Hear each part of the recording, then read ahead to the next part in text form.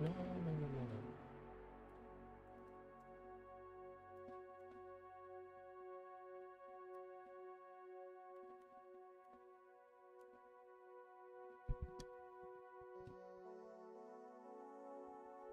What happened to my... Oh, that's how I'm supposed to hold my mic.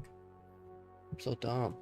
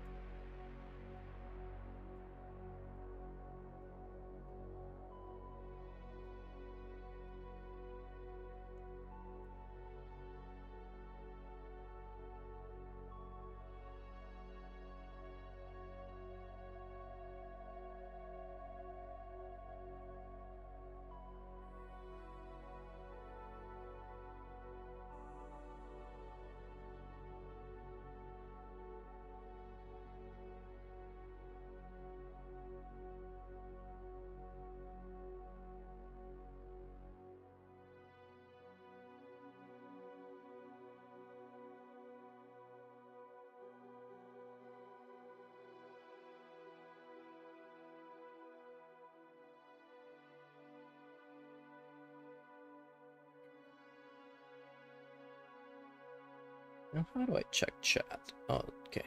Chat should work here. It's always an entire thing figuring out how Restreamio works.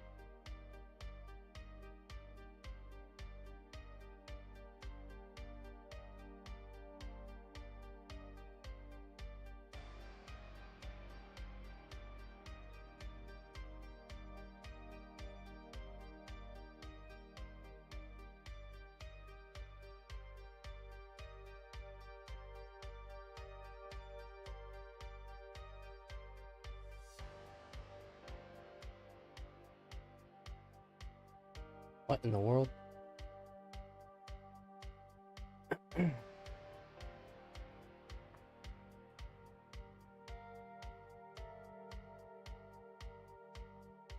Who the fuck? Okay.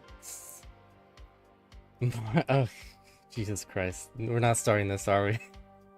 My god. More pro with than Poji. Thank you for the 10 gifted subs.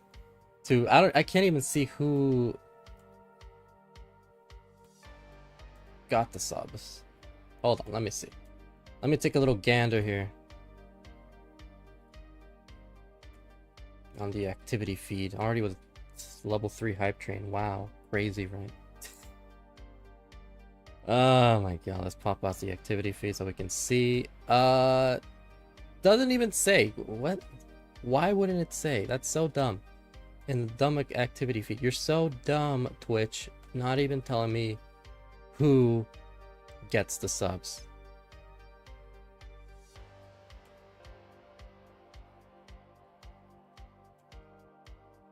I can't see who gets the subs. I didn't get to the chat in time.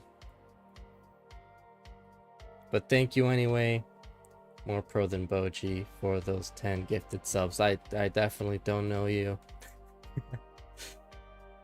So dumb. Alright, well, we're still waiting on our players to show up. You know, they're probably gonna be late. Because why wouldn't they be late? You know, they'd be... Ugh, I swear to God, Division 1's actually the worst people to schedule anything with.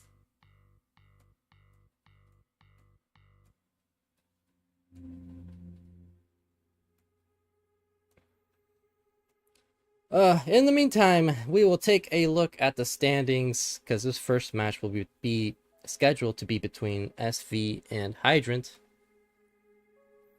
So, here is Division 1B. How things are looking like. Blue Scooty currently at the top of the division with a 4-0 match record, 26 points. SV with 25 points, 4-0. 3-1 with Neko. Earlier today, defeated O 3-1. So currently at 20 points. And this is a little outdated because not the leaderboard itself, but the how many players are expected to be in the championship playoffs, because we currently have a top 8 format. So the top 8 players between both divisions will move on to the quarterfinals. So it says only the 3 here. There's only 3 spots for promotion, but there's should be 4 or at least 3 in a 2 wildcard spots, so that we can get 8 players for division 1. And we did get a super show ninja. What am I talking about? We did get a ninja, so Hydrant is the first to show up. SV did say he'll need 5 minutes, which is good as long as we know that you're gonna be here. That is all I need. That's all I ask for. I'm not a picky person. I just need to know that you'll be here. And you know what? You let me know, and I'm happy. I'm a happy camper.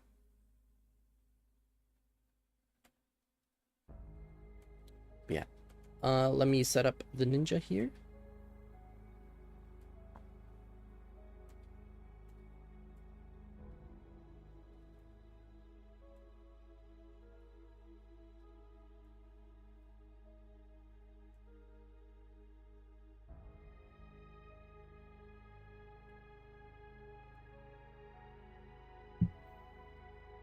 Finally sent the announcement.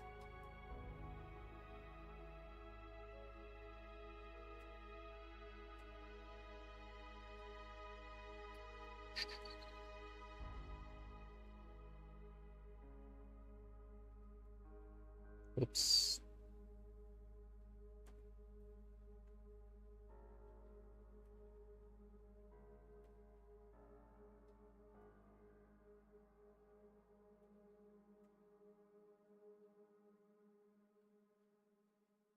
Let me actually check. Oh, this is the right one. Good, good, good.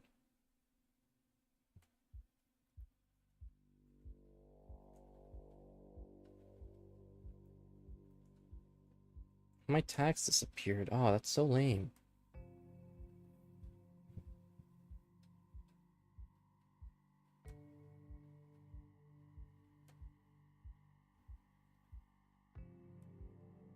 But yeah, SV will be here in 5 minutes, so we'll just wait. We love waiting here in CTL. Shouts to Hydrant Dude for being on time. The man, the myth, the legend. Also, I think I got distracted while I was trying to say the... I got distracted while I was trying to say the standings. I think I stopped at Neko, didn't I? So let's carry on. O with a 2-4 match record did just get defeated by Neko earlier on today. At 17 points in 4th place.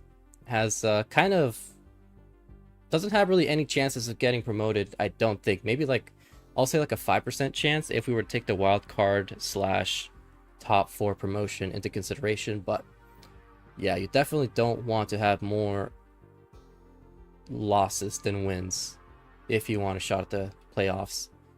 Meanwhile, look at that. Oh my god, who is that in 5th place? That is Peek, otherwise known as Peekayric. Oh man, I wonder who that is. Currently 2 and 3 with 14 points. Could still get relegated. Or could get promoted. So that's very crazy. Hydrant with a 2-1 match record, 11 points. Has only played 3 matches, the least out of anybody else in Division 1B. So currently has a pretty significant playoff chance still. Starting off his season pretty decently. 11 points in 6th place. Kirby down in the relegation playoffs with a 1-4 match record, 11 points. And Smoljordan has already been confirmed to be our first player to get demoted back down to Division 2. Down in the auto relegation in last place with 7 points, but did take his first and only victory in the last match against O. So kind of cool to see Division 1 at least have no players go winless. It's always nice. And Tired RL, thank you for the follow.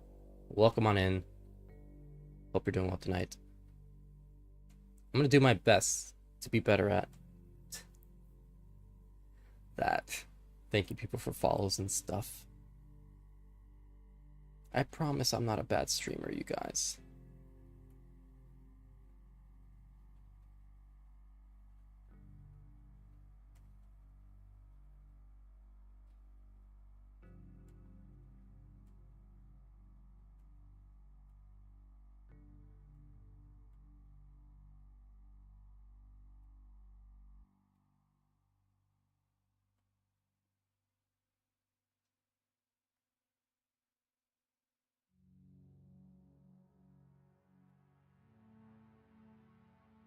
Tired.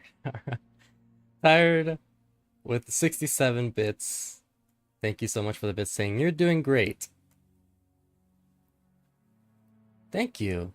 Oh, how nice of you. You're doing great. No, you're doing great. Shut up. Or I will ban you. Just kidding. Thank you for the bits.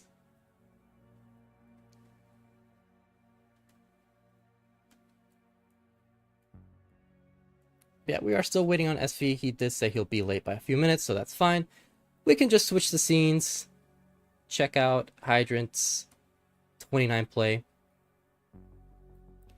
Division 1. Pretty much mandatory to be relatively competent on 29 if you even want a shot at not getting relegated.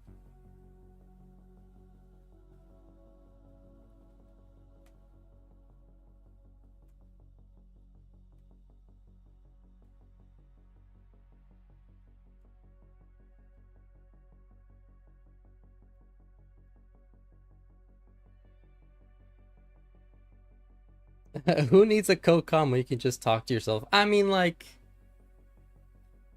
isn't that just the most fun you can have? Talking to yourself. I do that plenty. Doing commentary for Tetris for the past 5 years at this point. Over 5 years. You learn to enjoy the process of talking to yourself like a psychopath. Kingsman over on Twitch saying Hydrant always wins the best dressed award for match play. Yeah, definitely. Definitely beats me playing in my PJs every time.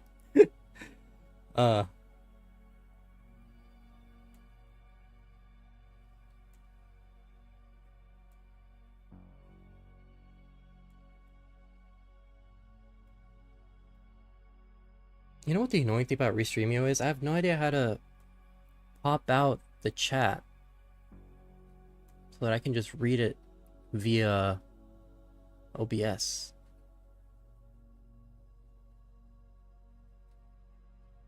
Or I can open it in the browser. Wait, I can do a browser source? Maybe? I won't be able to, I don't think, because then it'll just show on the stream, and that's not good. We don't want that now, do we?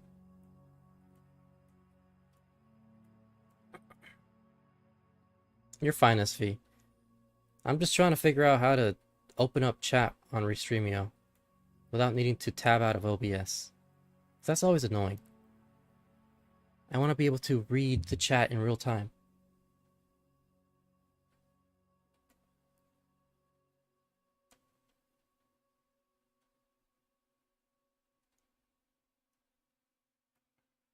I could embed the chat, maybe. Nope. Chat settings.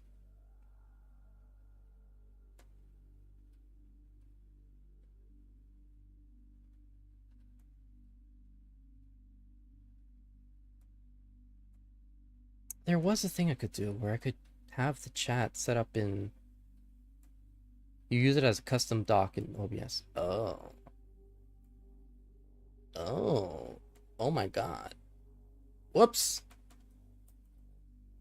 Restream chat URL. Let's try it out. Oh my god, Kingsman. You're so smart. Oh my god, the greatest of all time. The greatest that ever lived. Ah! I messed it up. The GOAT.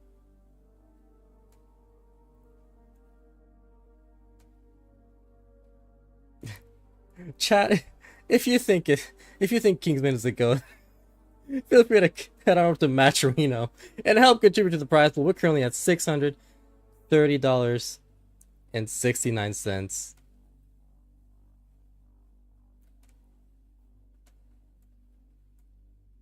And I think on YouTube I also have the matcherino setup. You know, the one bad thing about Restreamio is that I can't do commands, which is annoying. So, currently with 12 people watching on YouTube, might as well just have the pop-up.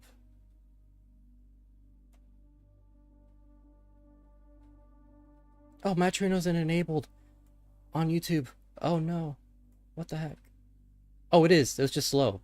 Man, Nightbot is slow on YouTube. That took like a solid 15 seconds before it finally showed up. Good lord. Alright, but SV is setting up. Take your time, SV, don't worry.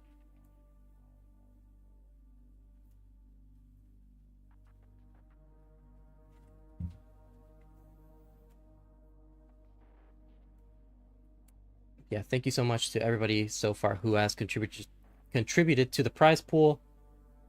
Our top 3 contributors being Adam Irish in 3rd place, yours truly in 2nd with $80.22, and Kathy Simmons being at the top with, I think at this point, $400, but they also contributed on an alt. So Kathy Simmons being this season's Scott Gray and or K9 watching Tetris. Thank you so much. As we got an additional $10 added to the prize pool from Tired RL 998, bringing this total up to $640.67. Wow, I wonder what that's a reference to. She truly is. She is so cool. you're right about that. More pro than Boji. If only she were here right now.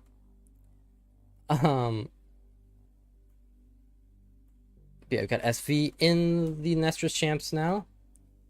Hydrant's capture is frozen. Maybe he might be tabbed out, but just Hydrant, just to let you know, in case you're not tabbed out, that your capture is frozen. In case we need to get that sorted before the match starts, while we're still setting up.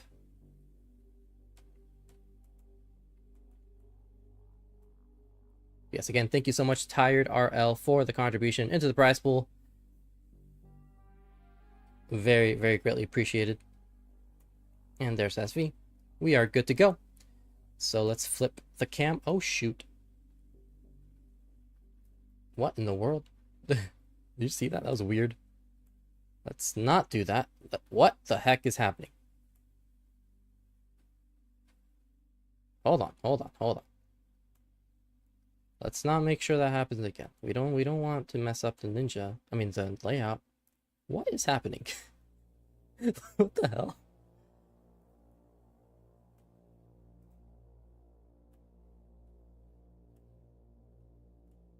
There we go.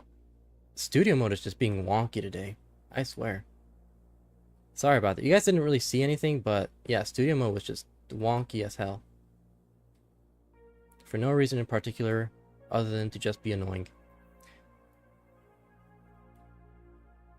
Oh, did you guys actually see that? Yeah, that's so weird. My sources are locked, I swear! They're all locked!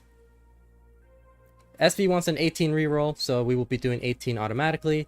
If Hydrant wants increment, we'll be doing a coin flip, but in the regular season, if both players do not agree to a 19 start, we will not be doing a 19 start, in contrast to the playoffs in championship where they take turns basically picking 18 and 19 start with the higher seed going first, and you know, it just has to go that way. But we got a rate from both players. Well, just confirmation that they want rerolls, not already yet. We got the seed set up now.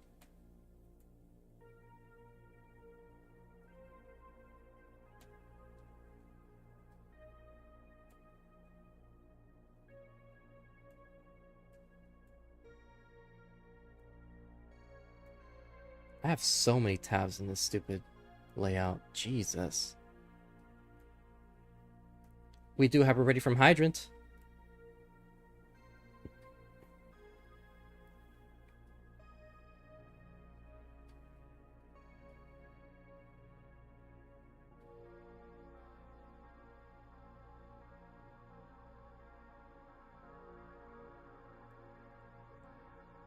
So just waiting on a ready from SV, and we can get started with this first match. 85A04D with the reroll in place, so each game we will be changing the seeds instead of incrementing them.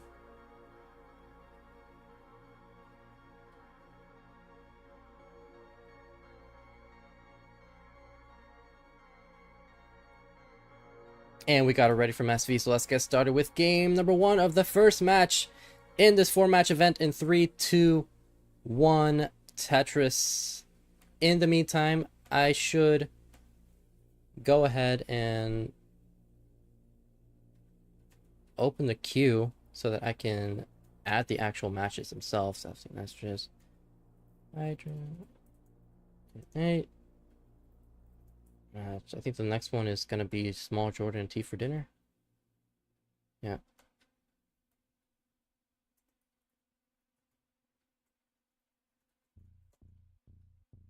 Whoops. Is it just no underscore? I thought it was an underscore there. I guess I'm just mistaken. Tifor decides. Great.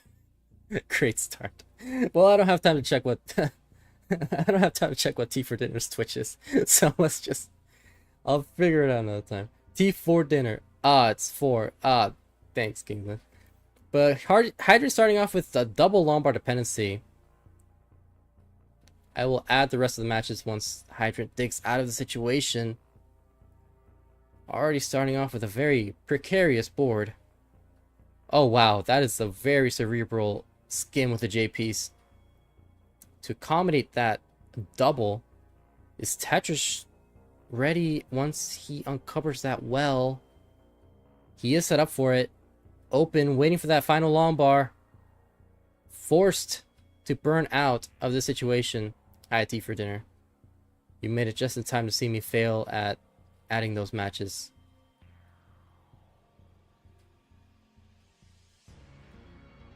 So SV starting off with a 3.5 Tetris lead, now 4.5 Tetris lead at 172, 75,000 for Hydrant, who's been having a suffer so far. And will not be able to score any Tetrises still. Nice skim though with another J piece. So has been having a suffer game, but those J piece burns have been really locked in so far. Sets up a T-spin. and goes for the burn instead of the T-spin. SV has just been killing it so far with the efficiency. Kind of has a messy stack, but with that double will be close to opening up that right side again. Takes his last skim with a Tetris. 267 for SV, 114 for Hydrant, who's now clean for the first time in this game. So very unfortunate start here from Hydrant, but it is still mathematically possible to chase this down or get back into the swing of things. Goes for the J-Tuck, hits the J-Tuck, solves that long bar dependency, and now will be open with that single. Okay, now that we are clean, we can start setting up the matches again in the queue. Thank you, Kingsman, for the help. Oh, looks like Hydrant is a little frozen. Hopefully things go back. I might just have to restart their capture just in case. So keep playing, both players. Keep playing. Yeah, looks like Hydrant's capture did die. Keep playing. We will keep playing. Don't stop. At a certain point, if it carries on, we'll say to around 100 lines, we'll just restart. But for now, let's keep playing because it could just come back.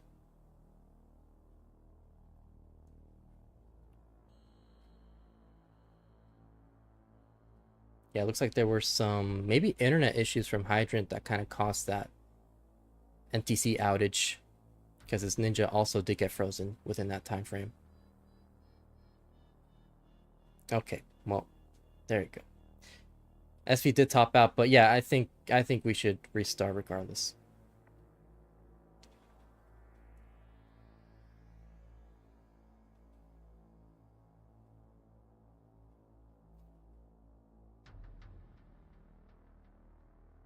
Hey, welcome on in, Arm TL on YouTube.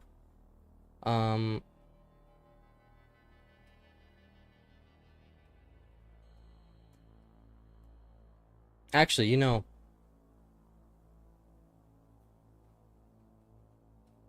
yeah, Hydra's capture dropped. Problem is,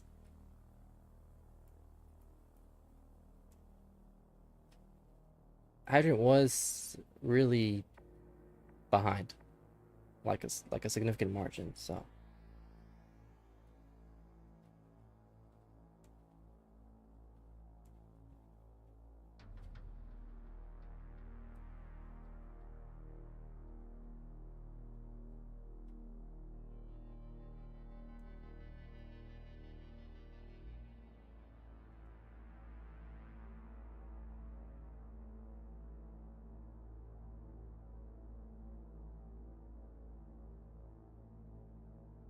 okay, it'll be a redo then.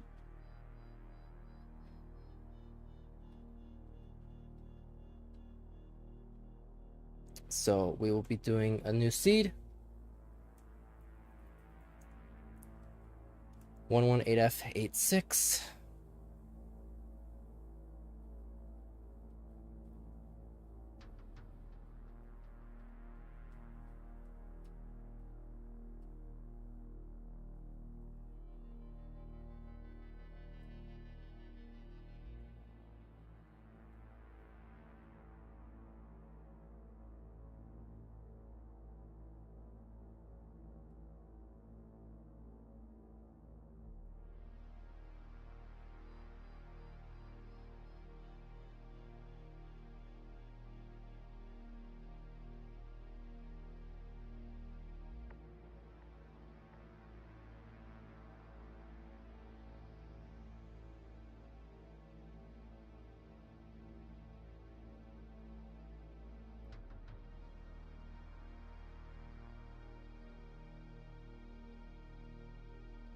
Oh, so if it's the capture itself and not NTC, then that would be a bit of a problem. So let's hope it doesn't die again.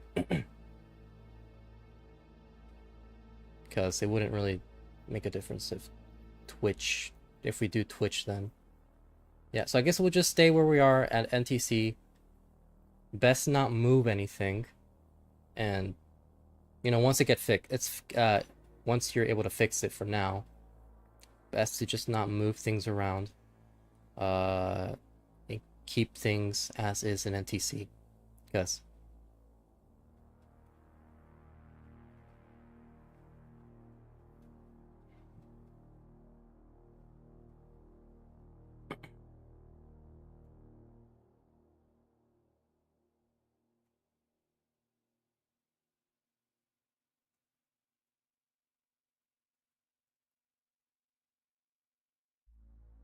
but the seed is pinned in the chat, the new seed. Let's hope that the capture does not die for the rest of the set.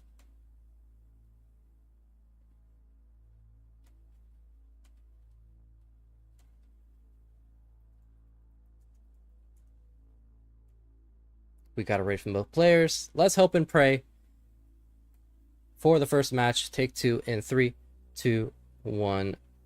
Tetris. Kingsman saying, Hydrant, if you're listening, if it happens again, pausing may need to be done to correct it.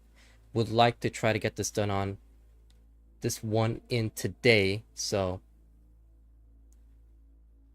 I mean, pausing on 18, I think should be completely fine, right? Pausing on 18. If it happens on 29, that might be an issue. So, we might just have to deal with it if it happens on 29.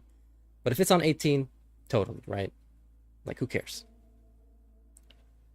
If you need to pause to get it fixed, I don't see why that would be a problem.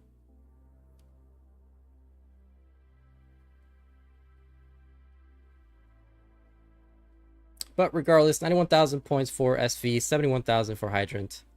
You know, let's just say this was part of the script, right? We only had these issues so that more people could join the Twitch and could watch. It's all about viewership. Nah, but 136 for SV, 78,000 for Hydrant.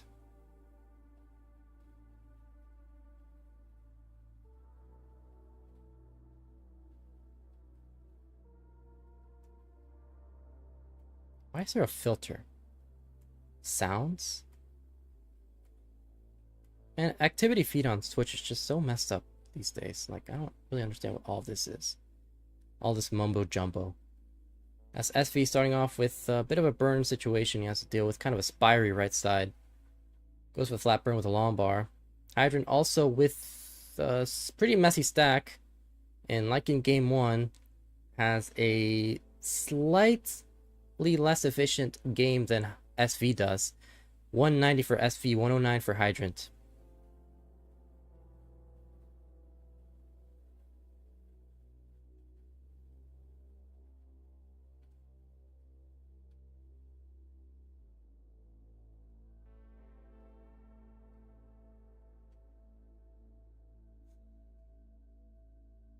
So yeah, SV sets up a Vits and will hit some Vits.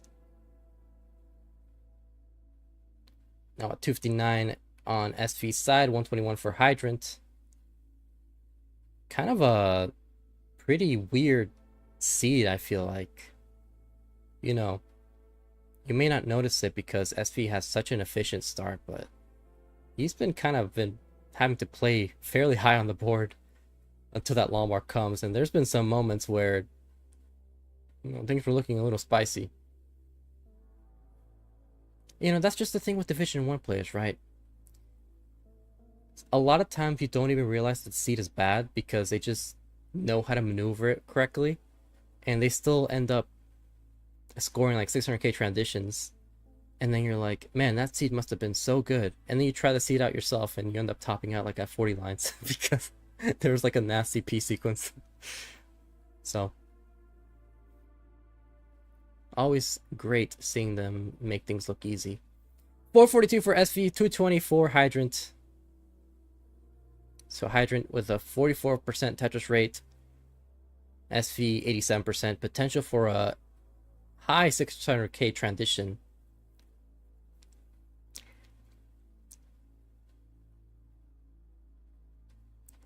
Hydrant might be able to get a 500k, but would need near perfect play.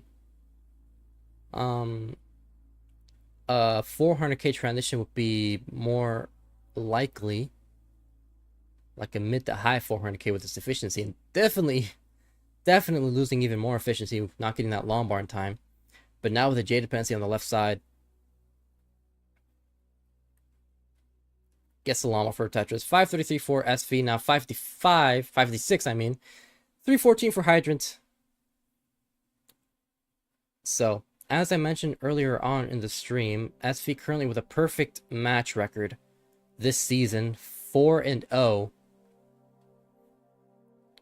This is his 5th match so far against Hydrant Dude, who is 2-1. So both players with aspirations to get into the championship playoffs, which will happen sometime, I assume, next month.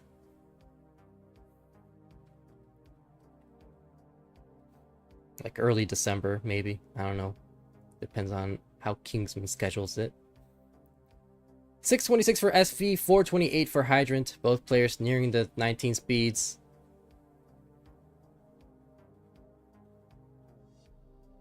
And SV sets up J dependency, solves the J dependency, and we'll get the llama for Tetris, and we'll get another Tetris into transition at 695, so just shy of the 700k transition. Hydrant could get the 500k, but needs 2 long bars, one to complete this dependency, the other one to get the Tetris, but will burn into transition at 480 as SV sets up a long bar dependency pretty high on the board, hangs the Z piece, but gets a couple of clutch taps, a safety triple, and with this last single will be clean now. Gets a llama for a Tetris at 741, so that could have been very problematic for SV, but handles it really nicely. Gets a nice J spin and gets a llama for a Tetris. 772. Hydrant at 565, so is that max out pace, but SV potential for a 1.2 with this efficiency. However, needs to hit a 5-tap with a long bar. Doesn't go for the 5-tap. Actually setting up for a Tetris, but needs a long bar because he's kind of getting high up on the board. Had a Spirey left side. Is going so aggressive with this efficiency. And gets rewarded for it with a dirty Tetris. Still set up for another one. Waiting for that long bar. Oh my god, this aggression from SV. Needs a L for a tuck. Does not get the L piece in time. So forced to create a couple of holes in a stack, which results in a couple of burns. This is not deadly, but it is going to cost efficiency as Hydrant looking to chip away at this lead. 688 for Hydrant. Still with max out pace. SV with a dirty Tetris, 883.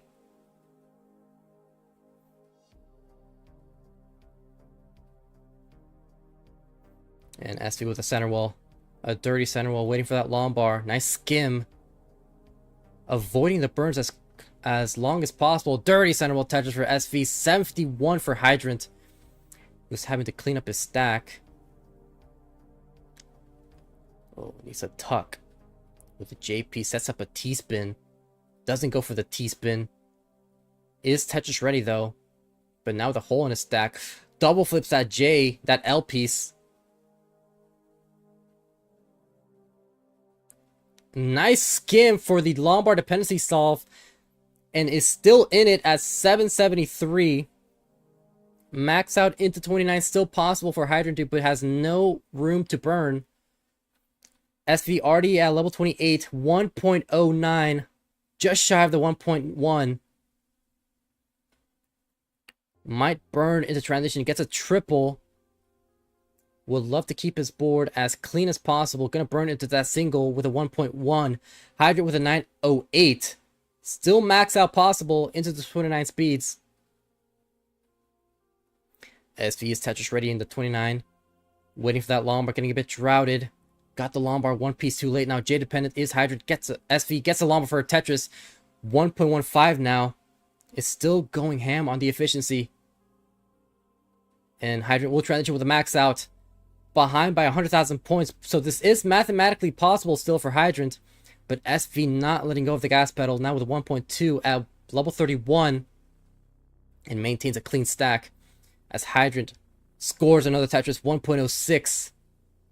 And we are off and running with the first 29 transition between these two players. SV at level 32 is Tetris ready, getting a bit droughted. Has to close down his right well. Now dependent with the J piece. Couldn't utilize the J piece. Solves that dependency. Cleans up his stack. Is Tetris ready. Waiting for that Lombard. Getting droughted again. Taking a safety double on SV side. Hangs the Lombard. It will top out with 1.261. So Hydrant 1.261 is the score to beat. Has about 60 lines to go. Keep in mind, we have a level 39 super kill screen. So cannot just play forever. Would need at least a Tetris and change. Might need 2 Tetrises and the rest burns, but misdrops that piece. Can still survive this. But definitely cannot just line out into super kill screen. Solves that dependency with a Lombard on the left side. Very clutch 5 taps for Hydrant, but misdrops more pieces and will top out with 1.134. So SV will take game 1. And Dame Fortuna, thank you for the follow. GG's to both players, but SV will take the first game. SV saying CTWC flashbacks.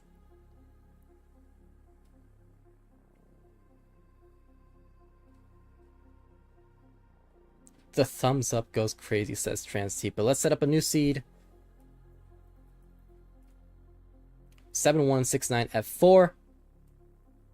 Seed is pinned.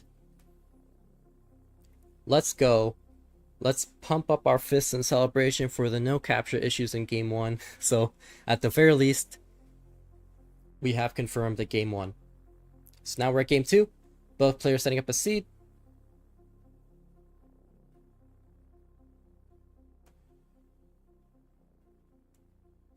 Oh yeah, 6-9 says SV. Oh, hey now, woo! No, you know, definitely not old. Both players are ready. So let's get started with game 2 in 3, 2, 1, Tetris. But you know what's not old?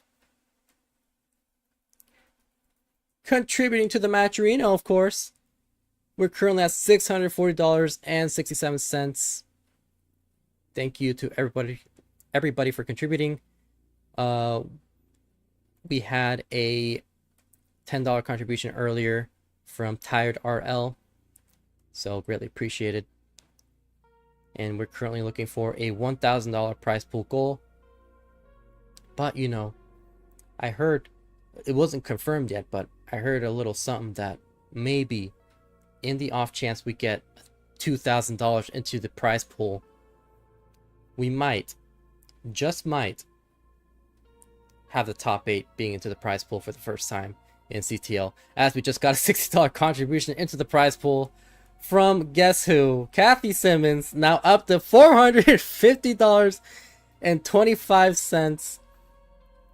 What does that even mean? The comment says PK so cheese. Sure. Whatever that means. Kingsman saying, Kathy, let's all thank Kathy for pretty much, and I know this for a fact because this isn't the only account that they've contributed in. They practically already by themselves completed 50% of the prize pool goal. So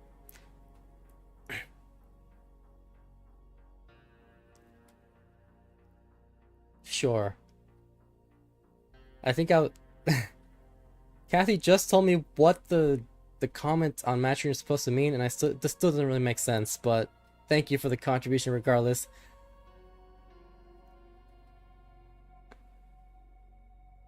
Now at 216 for SV, 178 for Hydrant. SV with the Vits. Nice Vits.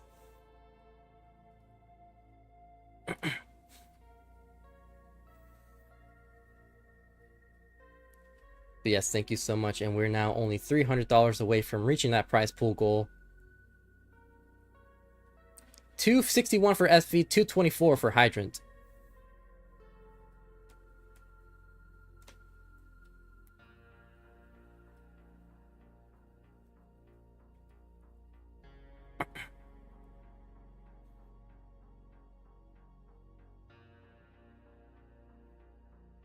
So right now, SV trying to maintain this perfect match record so far.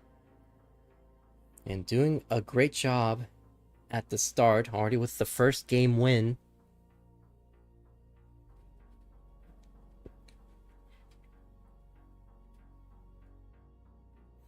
You know, a bit of a story between these two players. Or not between these two players, but just who the oh my god. No. $100 contribution to the prize pool from Kathy Simmons again, bringing our total up to $800 and 67 cents. Saying, okay, trying to explain the joke or something. Queso, do you get it? No, I don't.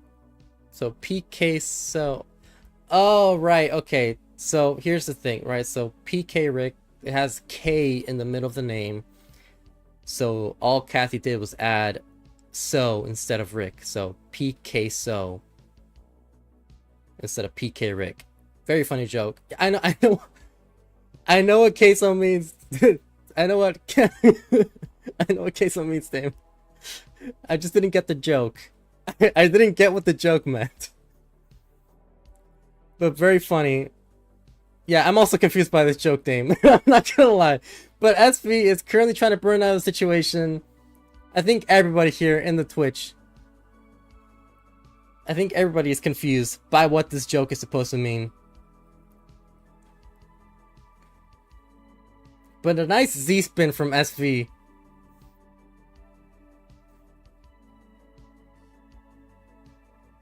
Solves the Lombard dependency. Gets a dirty Tetris at 508. And I was trying to say a bit of history between these two players in CTL, but now we're about to reach the 19 transition, so I guess it'll have to wait for game 3. 507 for Hydrant. Both players with a pretty even efficiency. Now 533 for SV, 507 for Hydrant. Potential for a 600k transition.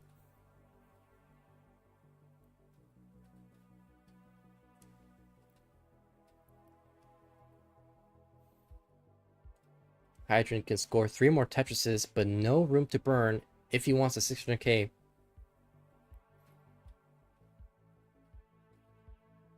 Our bar, welcome on in, putting in the exclamation matcherino. Yes. Exclamation matcherino into the prize pool. I do wonder what we might be seeing momentarily. 562 for Hydrant. SV transition at 632, so ahead by 68,000 points, but unlike in game 1, Hydrant also with a pretty good transition. So this is anybody's game.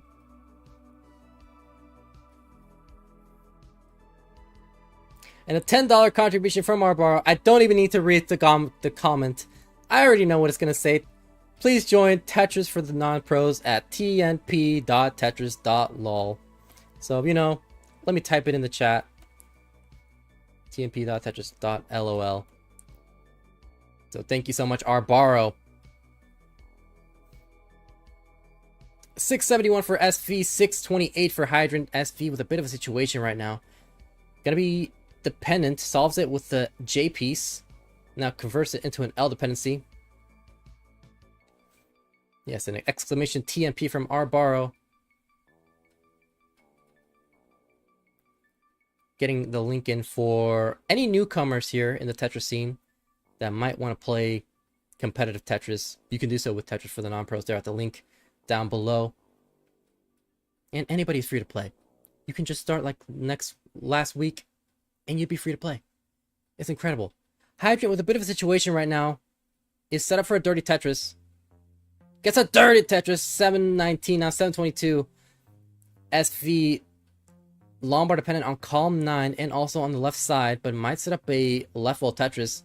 Not getting a Lombard time though, so might set up a dirty. and really commits to this aggressive play. Needs a long bar. This aggression from SV is just insane, and it's not getting rewarded for it. Got droughted, but finally gets a llama for a Tetris. Simul Tetris, 842 for SV, 821 for Hydrant, who's catching up. So SV now getting a couple of burns, which is going to give Hydrant the opportunity to, let's say, even get into the score advantage. Still at 854 after that Tetris, but now behind in a line count by almost a full level. Takes the lead with that Tetris, so SV has lost the lead for the first time this game. And still burning. Not in any position to Tetris. Solves the J dependency.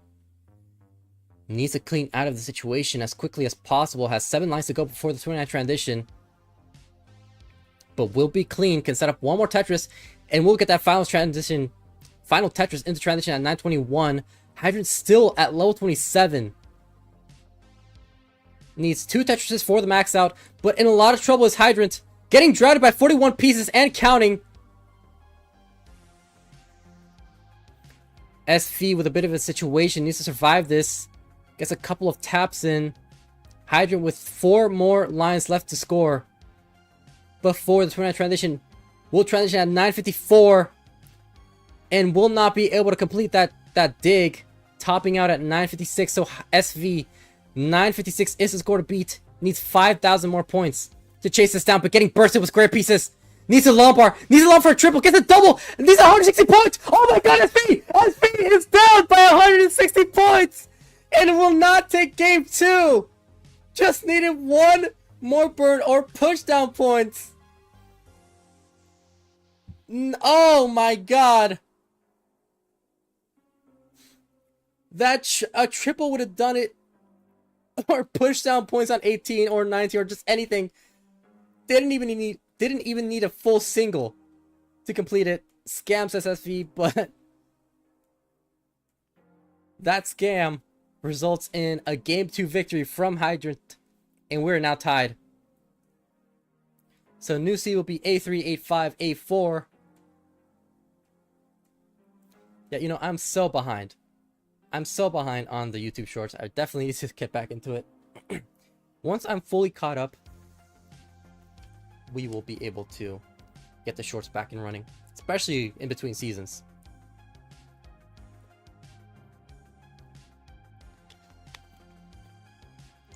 S-Fin on YouTube saying, bro.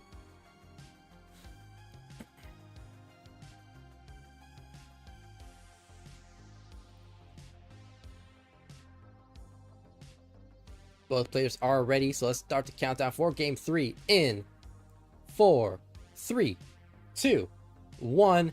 Tetris.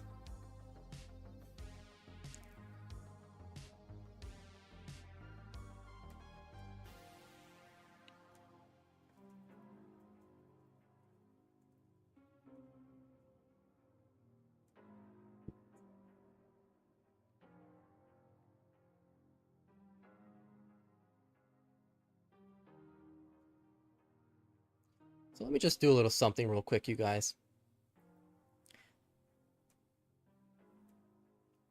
9.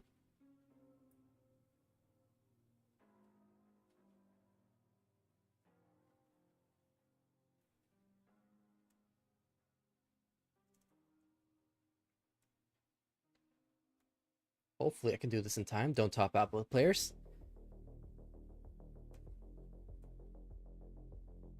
Just don't worry about it. Don't worry about what it is I'm doing. There we go. All right, we're good to go. Anyway, a $10.02 contribution from, what is this, Peekayric? Wow, crazy. Saying, hey now, bringing our total up to $820.69 into the prize pool. Thank you so much, me. But yeah, a bit of a history. Nice spin there from SV. Hydrant at 121, SV at 121 as well, so both players are relatively tied in these first 20 lines. SV has been on 1 CTL finals before. I believe it was season 21 against Gerald Freeman, where he did lose the finals 3-1.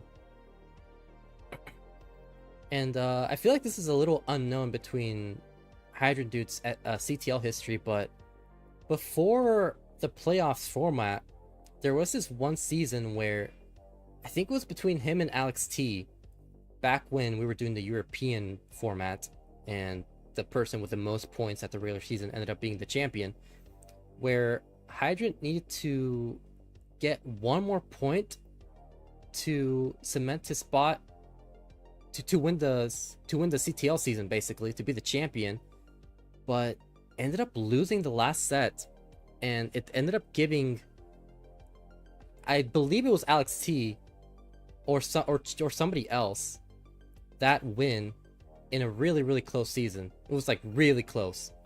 The closest we've had like in a regular European format setting. But my point is, both of these players have been really close to securing a CTL title in the past. And you know, they're both here, still in Division 1, still fighting for the playoff spot in the big 2025.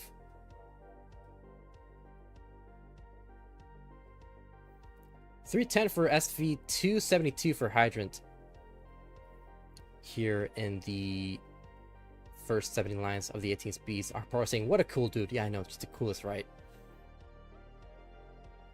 The greatest that ever lived.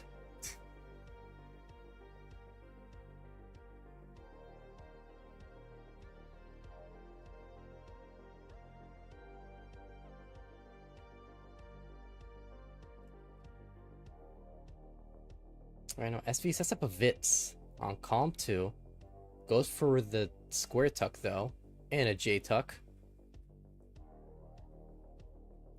And we'll just need a couple more good pieces to be Tetris ready on the right side. Hydra behind by about 30,000 points now, 347 versus SV's 383, so pretty close.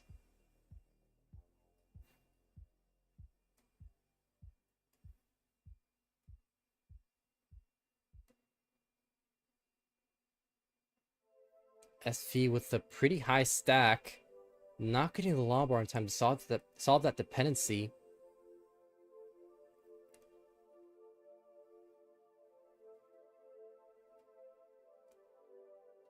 SV is looking to get clean here.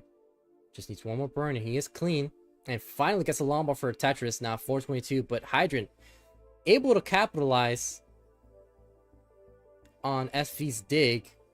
Has now brought things to a neck-and-neck situation. Only a few thousand points separating these two players, and less than 1,000 points is what decided the victory in game 2. So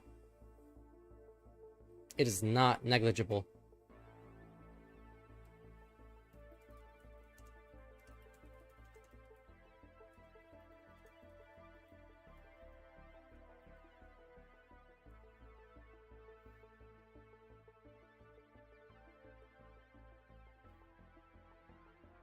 So now SV can set up one more Tetris before the 19 speeds. Hydrant can set up 3 more.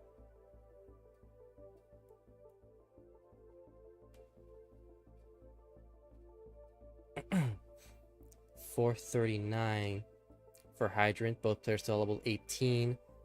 Both players cannot burn, but SV will have to burn into transition at 544.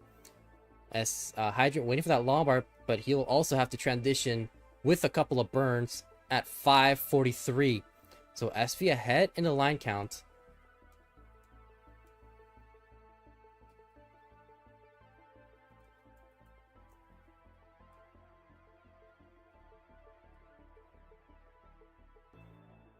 Now at level 21, 622 for SV, 618 for Hydrant. So Hydrant has taken a lead. SV a couple more burns he has to deal with. Gotta be Tetris ready. Hydrant with the Lombard dependency solves it with a clutch 5-tap. SV with a Tetris. Hydrant needs to set up a tuck. Goes for the flat skim. And SV now with a 37,000 point advantage, but is still ahead in the line count. Simul Tetris. keeping the score gap the same. Only 10,000 points separating these two players as they are going crazy on the efficiency now. Both players potential for a 1.1 into 29 with this efficiency. And now Hydrant sets up a J-Tuck, solves the J-Tuck. I would love to bring this board a little bit higher. Is Tetris ready on column 8 and gets a column 8 Tetris at 797. Now 800,000 points for Hydrant, 810 for SV.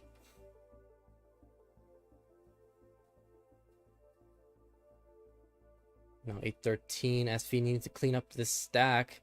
Is closed on the right side. Tetris ready. And gets a long for a Tetris. Sets up a J-Tuck, or it could be a S-spin. Gets another Tetris.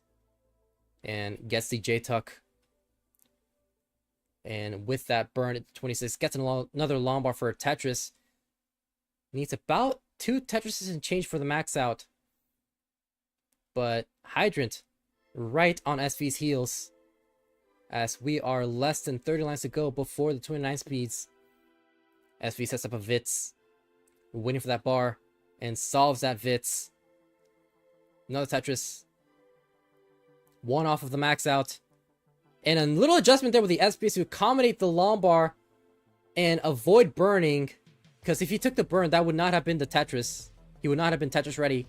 Is at a max out though, so Hydrant needs one more Tetris for the max out. Gets the max out with this next Tetris at level 27. SV solves the L dependency, can score 2 more Tetrises before the 29 speeds.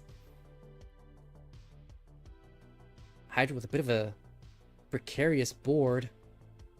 SV transitions with a 1.09, just shy of the 1.1, but with a couple of burns completes the 1.1. Hydrant will be able to clean out his stack right before transition, and we'll get the long for Tetris with a 1.05, so slightly behind in pace of SV. But now we have 100 lines potential of kill screen before we reach level 39. SV with a Tetris at 1.18. Hydrant yet to get the 1.1, but is behind in the line count. We'll see if he sets up a center wall. He looks like he's trying to set up for it, but not getting the right pieces. Hangs a Z piece. Now going to be J dependent, but solves it with a couple of burns. SV is trying to get Tetris ready right now with a cleaner stack. Gets a long for Tetris. Now with a 1.28. Hydrant in a lot of trouble. Hits the 5 tap on the left side with the long bar. Gonna have to focus on survival while SV focuses on Tetrises, which is gonna give him a bigger advantage. But a Hydrant with a couple of misdrops might be the final nail in the coffin for this game, topping out with a 1.1. So SV with a 1.38 will take game number 3 and be at match point for the next game.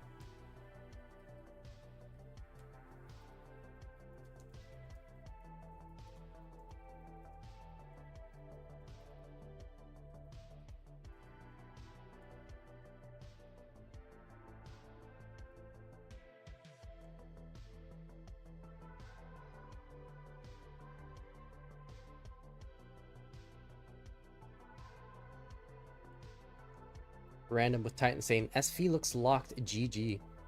Yeah, definitely. And I mean, he's been locked this entire season. Just needs about a couple more Tetrises to get the rollover. You know, it has been a while since I've seen a rollover in one of my commentaries. Oh, nice 5 tap with the J. Is Tetris ready? And gets a rollover to complete the game. GG's. Heart number 2 will go to SV. So let's set up the new seed. Arbaro saying SV is so underrated. I mean, he's definitely been upping his game lately. Perfect match record. Oh, God. Oh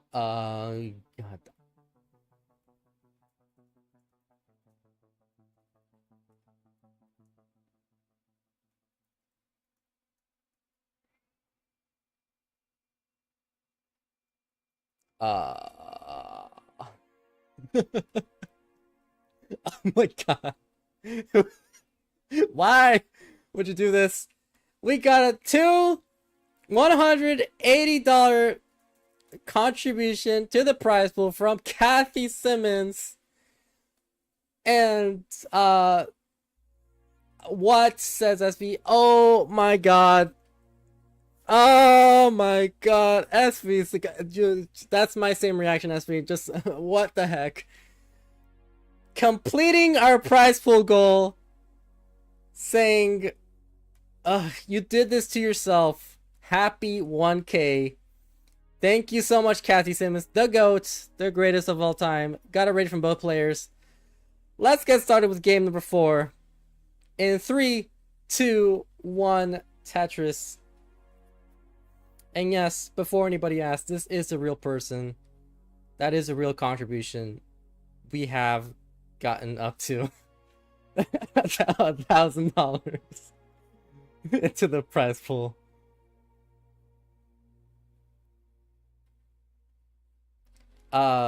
Yeah, wow, okay, yep, that happened. Anyway, game 4 is on the road. Now the goal for 2K can to pay the top 8 can be real, says Kingsman. Yeah, so there you go, you guys. Now there's actually something to fight for in the top 8, other than being in the playoffs. There might be real money on the line if we can get more people. Listen, Kathy Simmons, is great that she's contributing a lot to the prize pool, but we can't let her do it herself. You know, we need some help. If you guys want to see the top 8 get paid out, let's help out Kathy and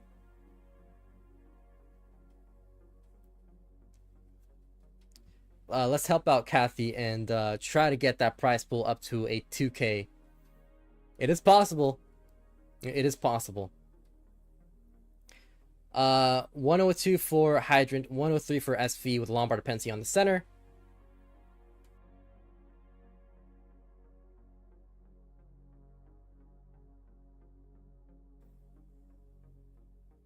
SV's a triple.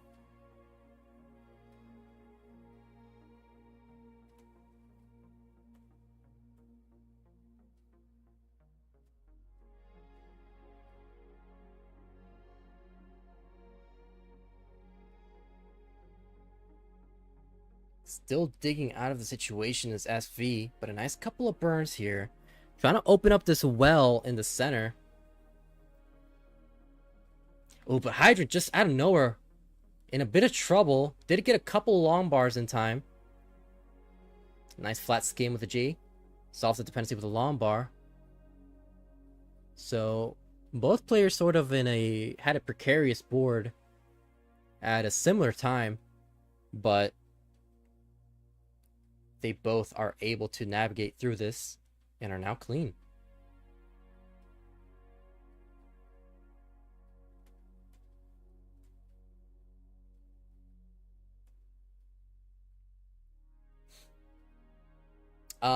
Yeah, wow, this has been this weird stream so far. 218 for SV, 216 for Hydrant. Both players potential for a 500k transition with this efficiency. So pretty decent start. Hydrant looking to force this decider, and this is actually important for Hydrant as well, because he has a significant shot at making it into the playoffs. Right now, SV at this point, it's going to be really difficult for him to not make the playoffs. He's not mathematically in yet, but like come on, 4-0 match record, 2 extra points to set. I think that'll put him at like 28 points, if I'm not mistaken. Hydrant with a bit of a misdrop with the long bar.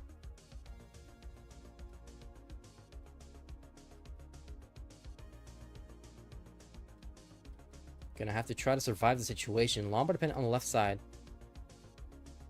Yeah, I mean, a win definitely guarantees it, but you know, he's not mathematically in right now, but he's like 95% in.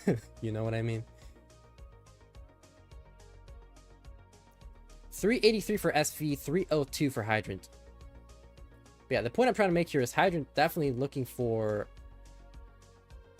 this win to keep his playoff chances alive. Still has a significant chance, but has 5 matches to go. This is currently his 4th match. After this, he'll have 4 more matches left pending. Or 3 more. Sorry, I'm bad at math. 415 for SV, 350 for Hydrant. We're about to reach the 19 speeds. Had nowhere to place that S on Hydrant's side. Yeah, he's been saying Hydrant has Scooty tomorrow with Ronkley.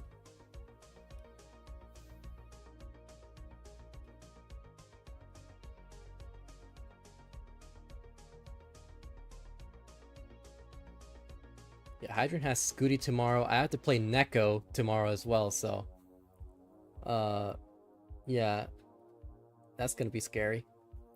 506 versus SV has been setting up a lot of Vits. I haven't really been talking about them, but yeah, he's been kind of a Vits warlord this set. 532 for SV into transition. Hydra transition with a 408.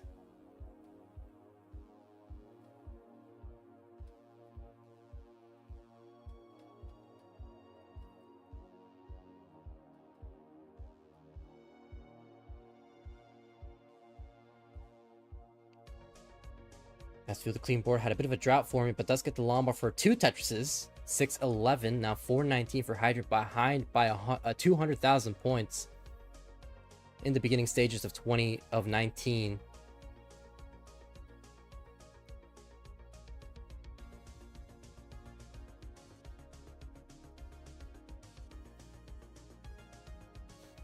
Now SV with a messy stack, which is going to give Hydra some leeway to try and chip away at this lead. Did get the llama for a Tetris. Now transfers as well to the right, as SV is still burning, so this lead has now gone down to 4.5 Tetrises. Hydra waiting for the J piece that's not showing up.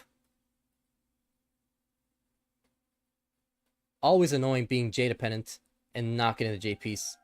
So now Hydrant doing some burns, and SV is clean and gets a llama for a calm 7 Tetris at 662. 510 for Hydrant. So this deficit has now grown again. Right after it looked like Hydrant may have a shot at chipping away at the lead. Going for the safety burns, focusing on transferring as well to the right, as SV now was going a bit too aggro, but it's still manageable. Gonna be L dependent. Solves it with a Lombard. Hydrant with a Tetris. Oh, but SV has a bit of a precarious board. Solves this dependency with a Lombard again. Still closed on the right side, but opens up that dependency to solve it with a Lombard, and will be clean just like that. Tetris ready. Gets a Lombard for a Tetris. 770 for SV. 618 for Hydrant. Still behind by 5.5 Tetrises, though he is behind in the line count, so this could play a factor. Hydrant does have the definitive lead, but it is not as big in terms of pace as it may seem. SV still in contention for the max out into 29. Gets a llama for a Tetris, has no room to burn though if he wants to max out. Hydrant needed to close down as well. Just needs one more burn to open it right back up. And is open, and Tetris ready. Waiting for that Lombard. Gets a Lombard for a Tetris. 728 for Hydrant. 944 for SV. SV sets up a left wall Tetris. Waiting for that Lombard. Gets the Lombard for a Tetris into 29. Actually was already at 29. Hitting the 5 tap. Yet to max out still. Hydrant can score one more Tetris at 832 right now. Behind by 4.5 Tetrises. SV cleaning out his stack at level 30. This could be the final game if Hydrant does not clutch up on the 29 speeds. Gets a long for a Tetris once again at 905. SV at 1.03 is Tetris ready. Hydrant solving that Lombard dependency on Calm 3. Now center wall. Lombard dependency solve. SV with a Tetris. 1.1 at level 32. Hydrant needs to step on the gas pedal if SV stays alive on the 39 speeds. But Hydrant is clean. Trying to set up this next Tetris. Going for the safety burns. Not going too aggressive, but SV already with 1.2. And Hydrant overshifted that J is Tetris ready, but kind of had to sell out a stack after that misdrop, topping out at 953. So SV completes the victory and will take 6 points this set to keep his perfect match record. Now at 5-0.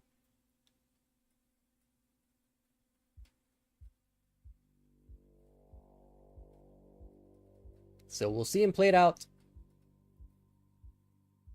before we take an updated look at the standings. I will report this. Ah, shoot. I need to...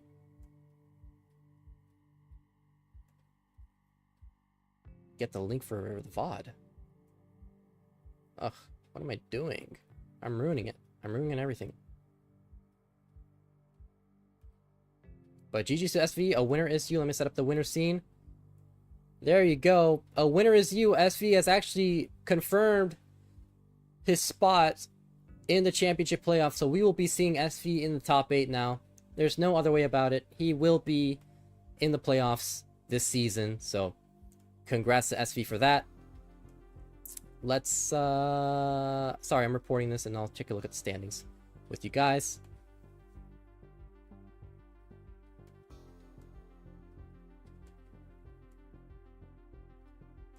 So there we have it. And we will take a look at the standings. Let me refresh.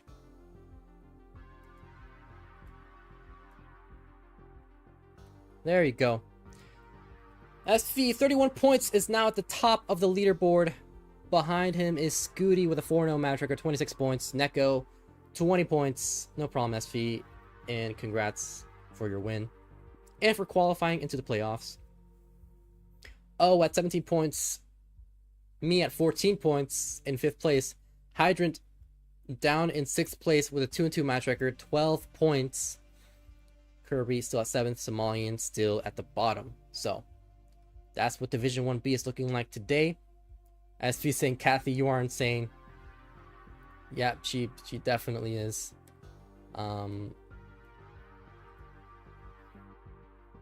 Yeah, she is. Yeah, she's crazy. Psychopath. But up next, we'll be having a Division 3 match between Smoljordan and TeaforDinner. So stay tuned for that. I guess we'll be doing NTC. So let's try that out.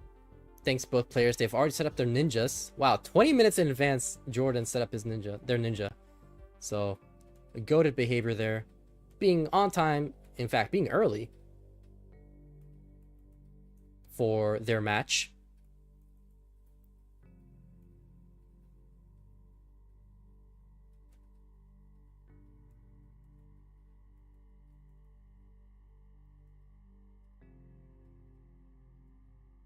So you love to see it. There you go. Jordan is set up. Just need to set up TeaforDinner, and we will be good to start. Already gave me their ninja.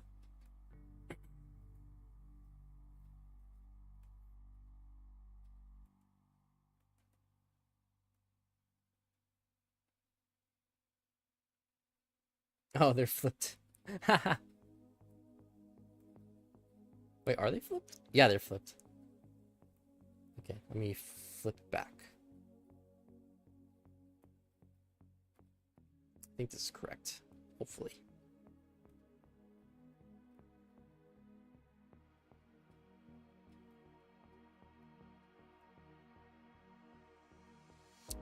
But it looks like I just need to change the division and we'll be good.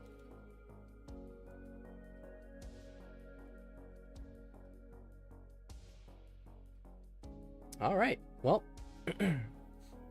there you have it. This is Division 3. We can actually take a look at the standings, but I need to fix the standings now. Whoops.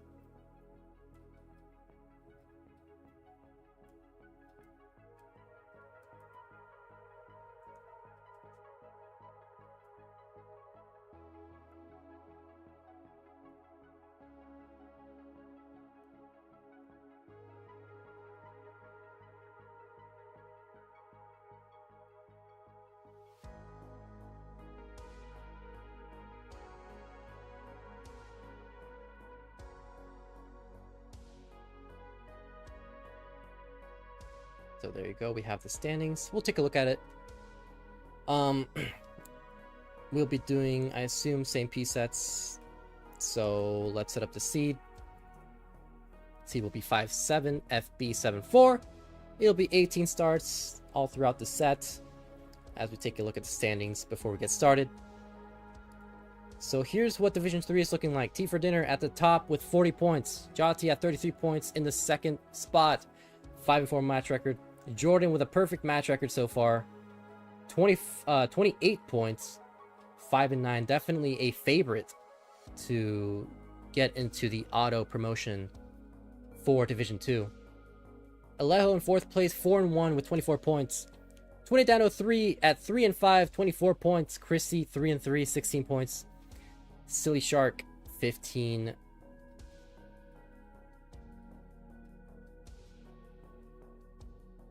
Draco at 13 with a 1-5 match record, 12 points for Dr. Knockers 1-5, and Virgil at the bottom with a 1-4 match record, 10 points. So everybody here has already taken at least a win, which is always good to see. Nobody going winless.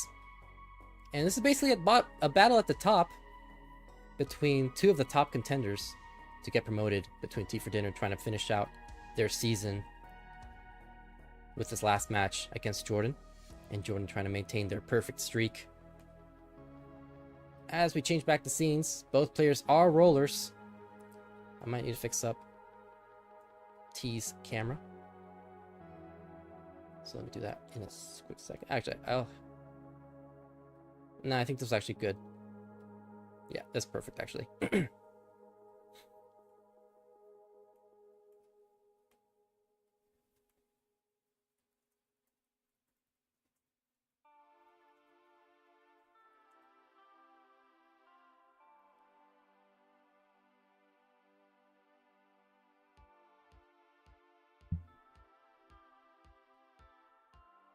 So we do have it ready from Jordan.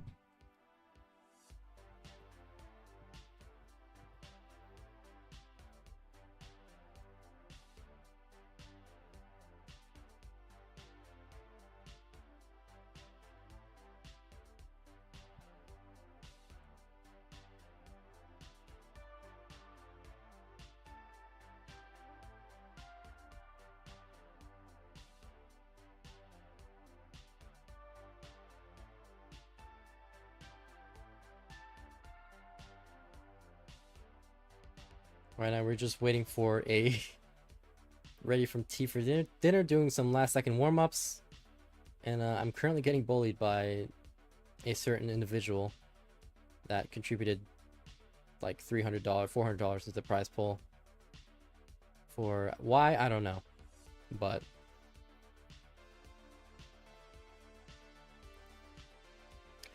it just be like that sometimes.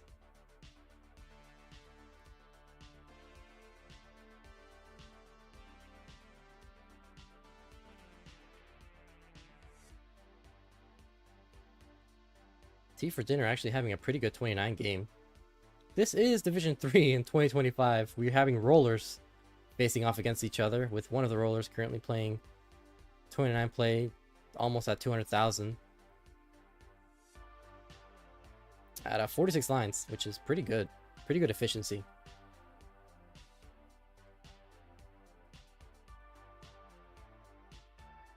Also, a crazy thing is that Jordan has an 820,000 PB on the 29 speeds. Also, has a flat tuck with a Z. I can't even do that. I mean, I can, but like, I can't do it frequently.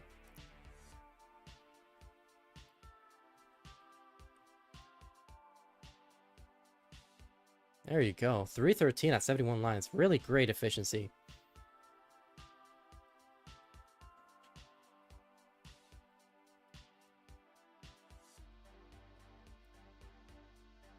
And we got a ready from Jordan. TeaforDinner trying to set up the seed, I believe.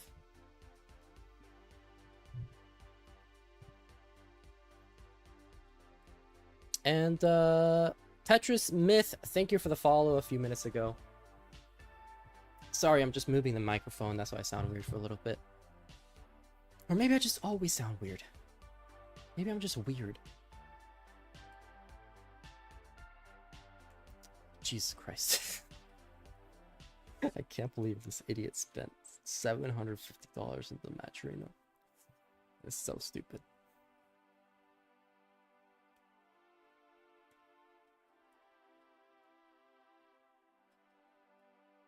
We got a rating from both players. Let's get started with game number 1 of the second match of the event. In 3, 2, 1, Tetris. Now, this is Division 3, but, you know, as always, might as well plug in the matcherino because we are in the Super Show. And this is going to be the home of the CTL Championship Playoffs. So right now we have reached our goal. Our primary, our first goal of $1,000 is the prize pool, thanks to generous contribution from Tired RL at the beginning, and then Kathy Simmons afterwards. But you know, any amount is greatly appreciated, and you know, if we can get that prize pool to $2,000, we can pay out the top 8, which is always good. Right now, we are starting out with a battle between 2 rollers in Division 3. Favorites to get promoted to Division 2 next season. T going for a flat J-tuck.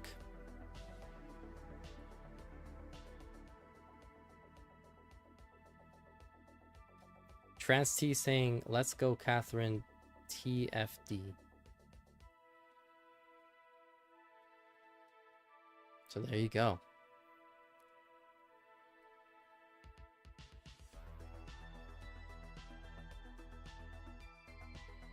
$164 for Jordan, $141 for TeaforDinner.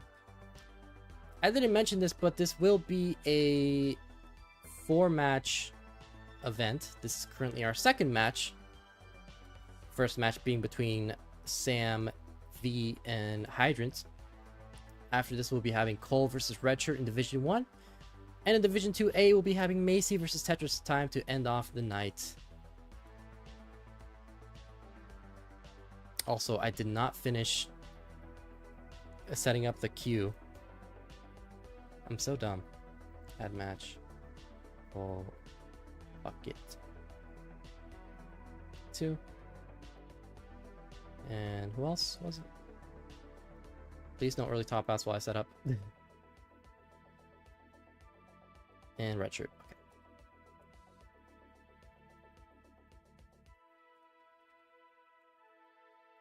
I'm gonna add match TetrisTime. And I might get this wrong.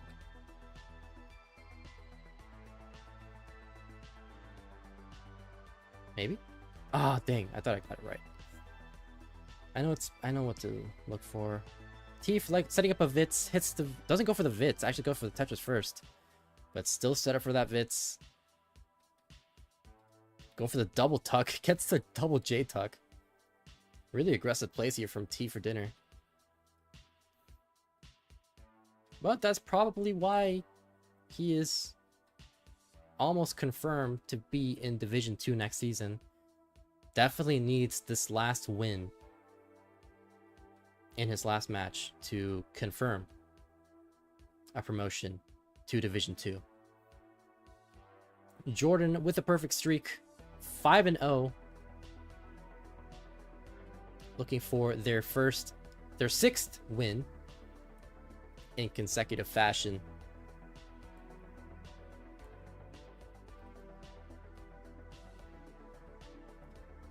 Oh, it's because I forgot the underscore. There you go, that's why. So there you go. Add match. TetrisTime.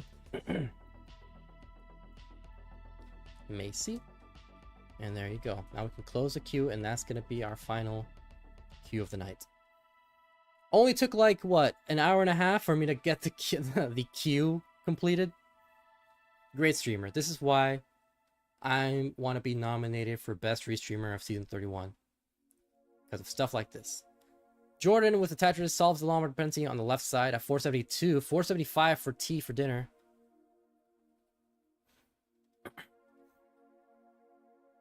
Both players' potential for a 600k transition. Looks like a very friendly seed in these 18 speeds.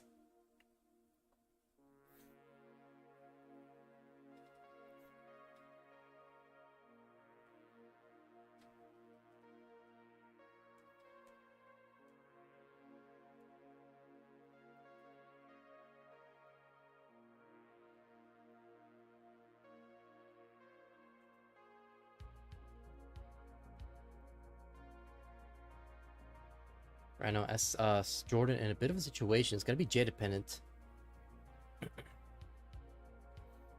Still possible for the 600k, but it's going to be losing a significant amount of pace. Ooh, TeaforDinner going for a very aggressive bits. Does get the llama for a Tetris to bring this board down. Completes the Vits.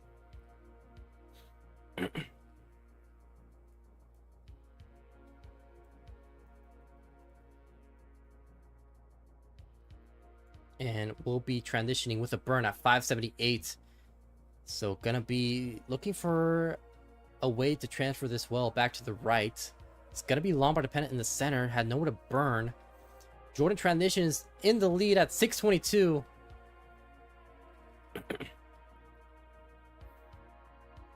Excuse me. While T is still burning. And still burning, not able to capitalize in the beginning stages of the 19 speeds, and it's gonna make their deficit a little bit bigger. Jordan hangs the Lombard on column 2. Gonna be Lombard dependent on the left side. PC Zorg over on Twitch saying, let's go T. Welcome on in, PC Zorg. And T in a lot of trouble right now. Hits the 5 tap with the Lombard. Solves that J dependency.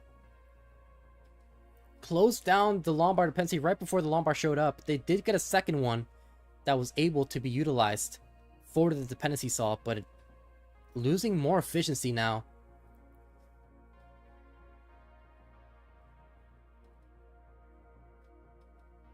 And they are trying to open up this board. They're open and Tetris ready, but had to close it right back.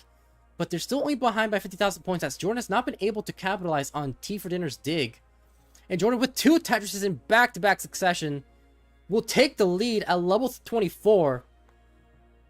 Surprisingly so, considering T has been burning pretty much most of 19 so far.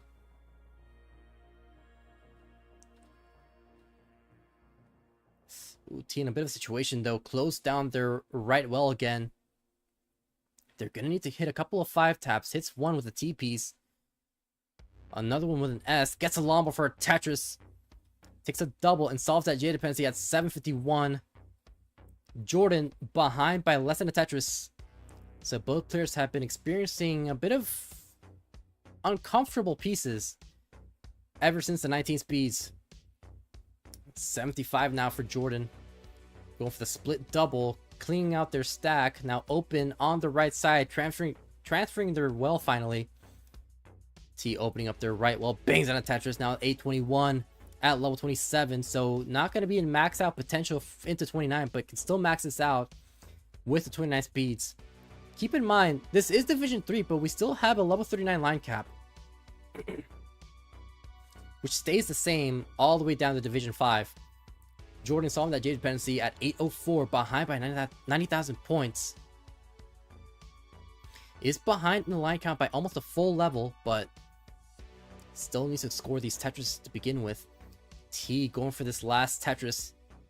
Has one burn left available, but it's going to burn to the transition at 932. Tetris trying to get to Llama for a Tetris 968. Another Tetris for the max out at level 29 for T. For dinner. Now at level 30 as Jordan gonna transition with 3 more line clears or this next Tetris. And we'll transition at 952 behind by 62,000 points. Goes for the safety triple.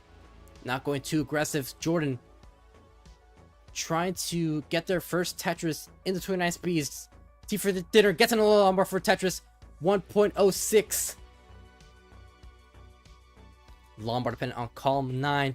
Oh, with that misdrop for T, that might do it. And it's going to top out with 1.06. 2. So Jordan, 1.06 is the score to beat. This is chase downable, but needs to survive this dig. Off that dependency with the long bar. Hangs a couple of pieces though. Bit of a square burst. Needs to hit a 5-tap. Solves that dependency. Has a couple of holes in their stack. Nice skim with an L piece. They need to maintain concentration here. On the 29 Bs. Misdropping a couple of pieces though. And that's going to do with a max out. Not enough to take game 1. TeaforDinner will take first blood. Oh my god. PC sourcing, that's my goat. Let's go, GG. So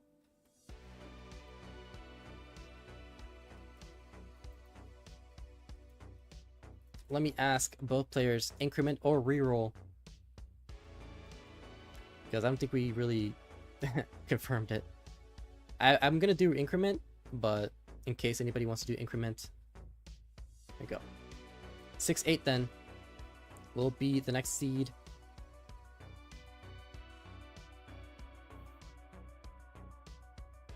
I also forgot to run an ad. I really need to stop forgetting to run ads, my guy.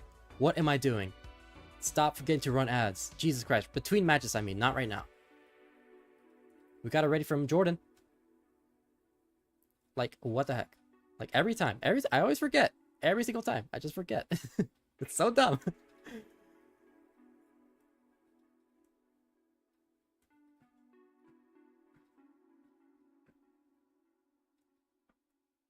And we got it ready from... Still waiting on ready from TeaforDinner.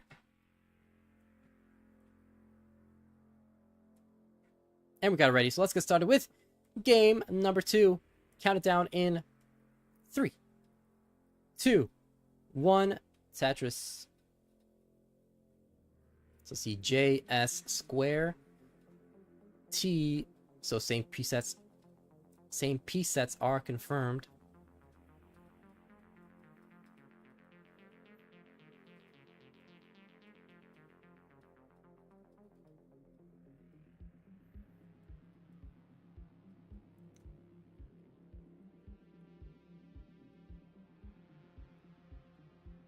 So let's take a mini updated look at the standings right now. TeaforDinner up to 41 points now with this first victory. As Jordan is in a bit of situation. Opening up that right well. It's going to be Tetris ready for a dirty Tetris. And gets a dirty Tetris, but it's going to have a hole in rows 1 and 2.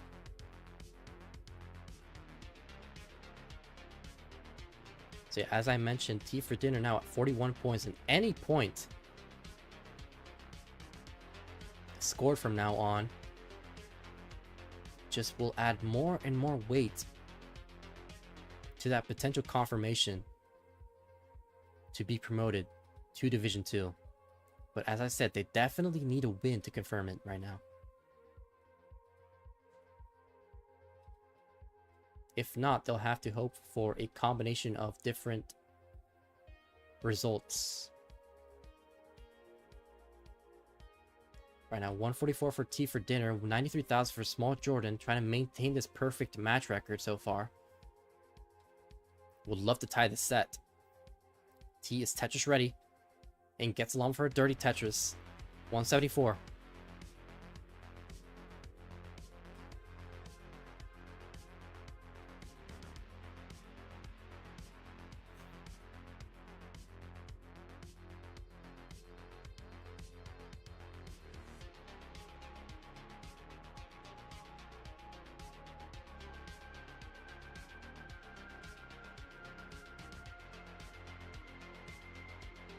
Right now, Jordan starting off with a 3.5 Tetris deficit in these first 50 lines.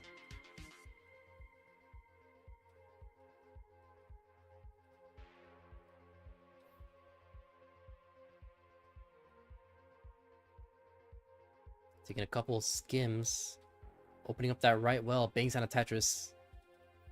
So TeaforDinner does have a potential high 500k transition, if not even a 600k with near perfect play Whereas Jordan, potential for a low to mid 500k to 19 speeds.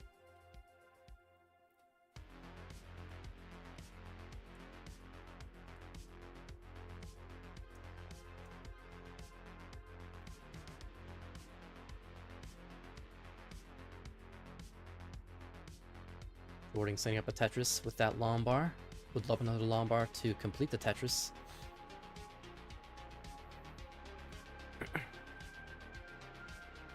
And gets another Tetris, so maintaining this deficit from getting any bigger. But Jordan is gonna need to hope to be more efficient on the 19 speeds or hope for an early top out from TeaforDinner. But we're still on the first 90 lines of the game, so anything can happen. Is that a cockroach? No, it's a sock. Sorry. My room is dark.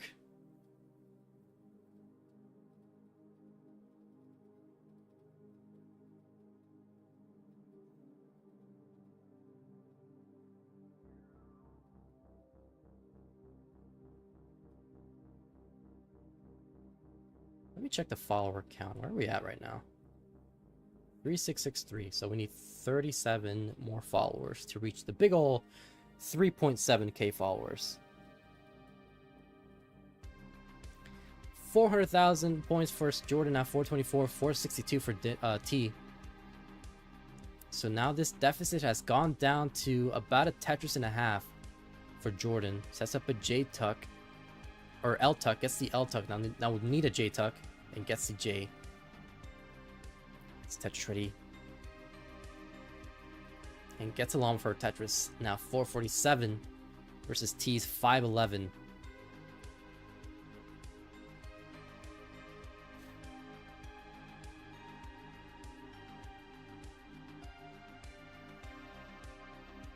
Ooh, T doesn't hit the S bin. So might end up either burning or setting up dirty Tetrises in the transition.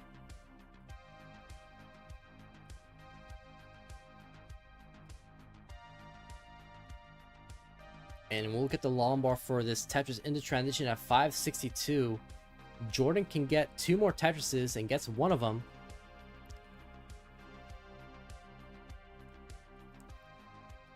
TeaforDinner will be at 588. Jordan transition at 540 now. 568 after that Tetris. So TeaforDinner slightly ahead in the line count, but it's still ahead in the real-time score lead. Now with a couple of holes in their stack, gonna have to cost some burns, which will have to sacrifice efficiency. Welcome on in Condensed Aaron saying go T.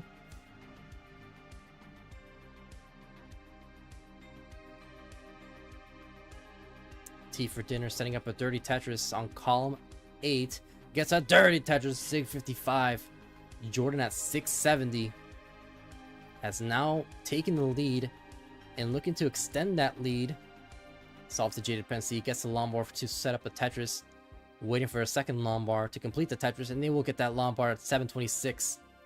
Maintaining efficiency. Now potential for a mid 1.1 into 29 if they maintain this efficiency.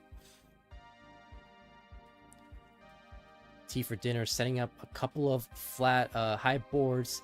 Jordan kind of spiry board, hangs a long bar in column 2, hits a 5-tap, creates a hole in their stack. L tuck there on column 9, and gonna burn into 24 as T in a lot of trouble right now. Solves his long bar dependency. Gonna have to focus on survival as Jordan has a clear stack. J dependent on the left side, solves it with a long bar and gets a long bar for Tetris. Nice triple there from T. Would love an L piece to complete this tuck and clean up their stack. Now would love a J or an S for the spin. Jordan, one and a half Tetrises in the lead. Solves this dependency with a long bars. Tetris ready, gets an O tuck and gets a long for Tetris, 894. Still potential for a 1.1 into 29. TeaforDinner looking for a max out with this efficiency into the 29 speeds as we are less than 30 lines to go between these two players. Before we reach the final transition in this game. TeaforDinner with a Vits. Nice Vits. will be looking to get Tetris ready. Needs a long bar though. Opens up their right well and gets a long for Tetris. 897. Jordan hangs another long bar on column 2. Needs a hit a 5-tap. Solves his dependency on the left side. Just needs a couple more burns for the max out. Gets the max out. TeaforDinner can set up 3 more Tetrises before the 29 speeds. Gets 1 Tetris and will need 1 more Tetris if they want the max out. Going for the triple at 983. Jordan with a 1.1 can still set up 1 more Tetris and we'll get that final Tetris with 1.13. So Jordan with a significant lead as we get to the 29 speeds. Gets along for a Tetris 1.17 on Jordan's side. T now with a max out 1.03 after that Tetris. We are off and running on the 29 speeds. TeaforDinner with a long bar dependency, and that might do it for TeaforDinner, topping out at 1.03. So Jordan has tied the set, but you are free to play it out if you want. Regardless, you have taken game number 2. Going aggressive, not getting the pieces, but still with a 1.2. Really good game there, especially for Division 3.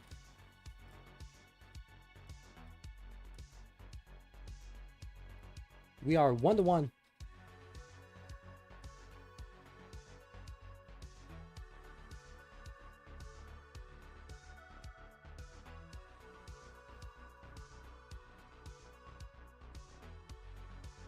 Behind on 29 is so scary. Yep.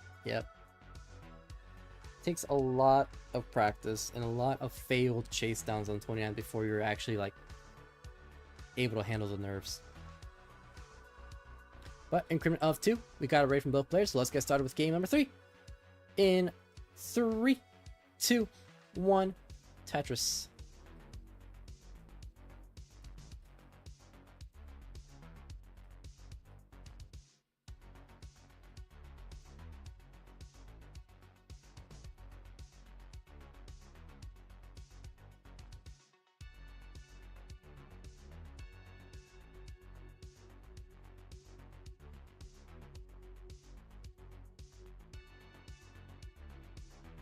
So, you know, might as well take a look at their PBs. I know Jordan definitely has a rollover PB at the very least. Maybe a 2 million? Whoops, misspelled it. Sorry.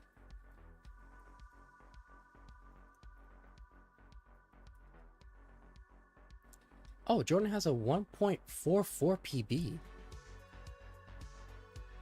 I could have sworn it was a rollover. That is surprising, especially with an 800,000 29 start.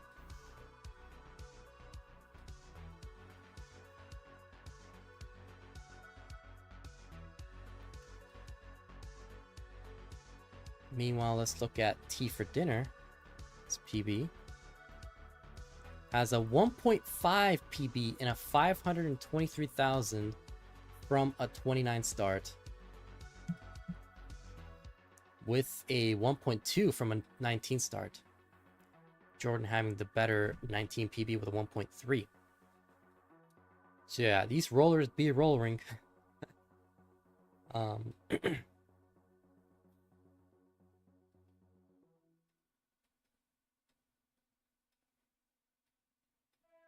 Jordan looking to burn out of this situation. Also, I need to turn off this fan.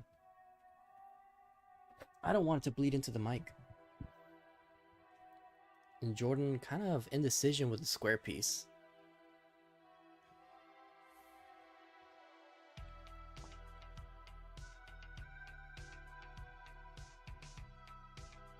TeaforDinner with a Tetris at 139.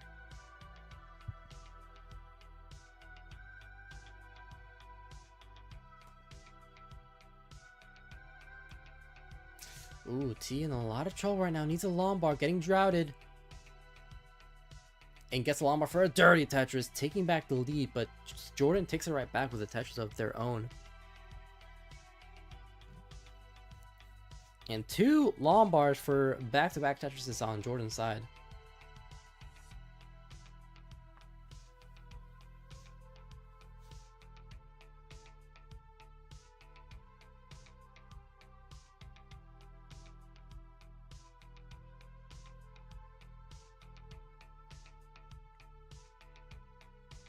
Wow. T with a lumbar dependency on column 2 solves it with a lumbar.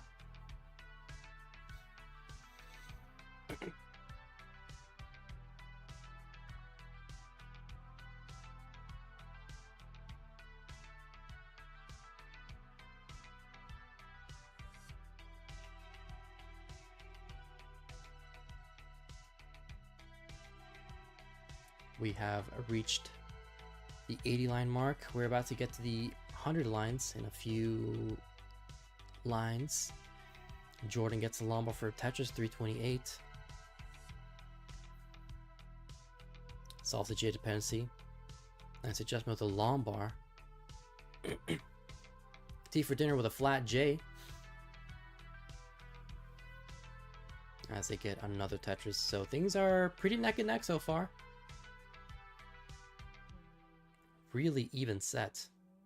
TeaforDinner taking the first game, Jordan taking the second.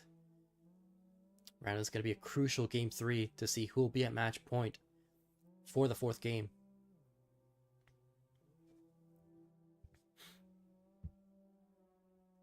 Jordan focused on burning right now, opens up their right side.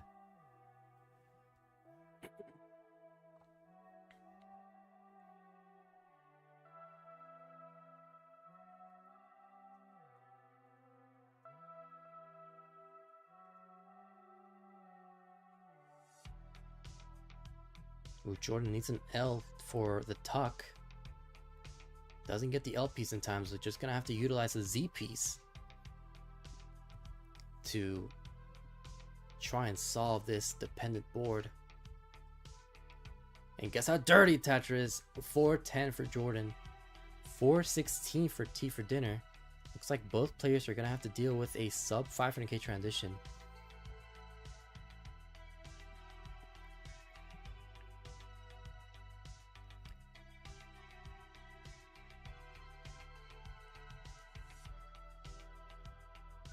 Both players are Tetris ready for their final Tetris. Into the 19 speeds, TeaforDinner gets their Tetris. Jordan following suit, 461 for Jordan, 488 for TeaforDinner.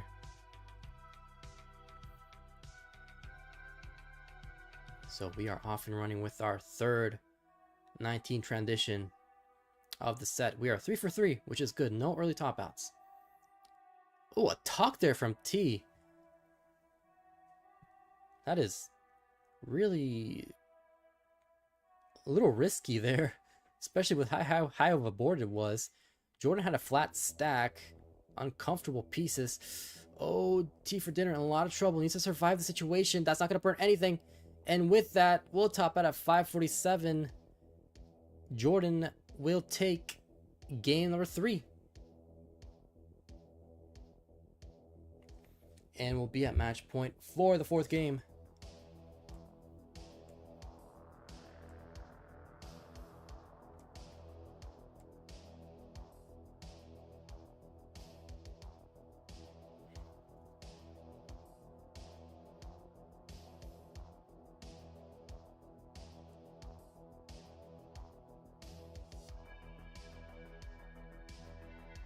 So increment of 2.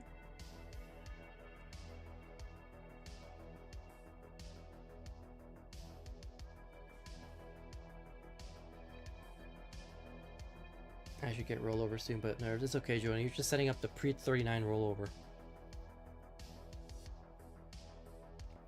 We got a ready from Jordan. And a ready from TeaforDinner. Let's get started with game number 4. Match point for Jordan in 3, 2, 1. Tetris. T needing to win this to force a decider. Same piece as R confirmed.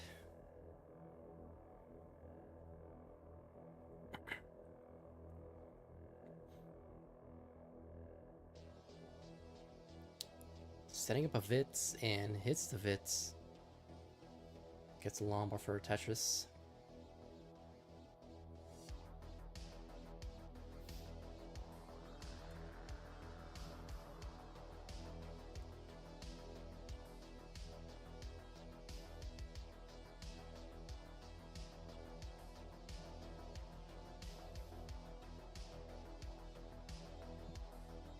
Wow, we already have ninjas for Cole and RedShurt.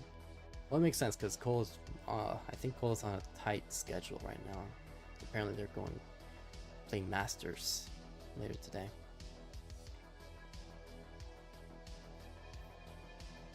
Right now, 71,000 points for Jordan, 71,000 for TeaforDinner. Nice spin with an S piece.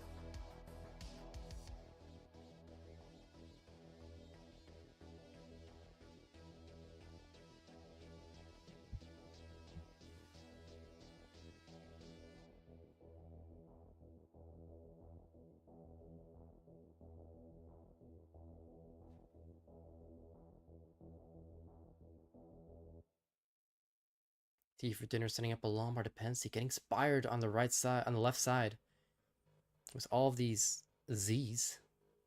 Now with Lombard dependency.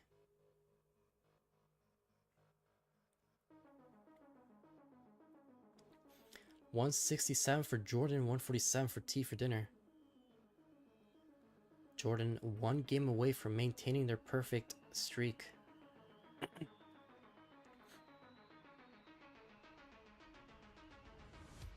As I mentioned, this is TeaforDinner's last match of the season, so they'd love to score as many points as possible to close out their season.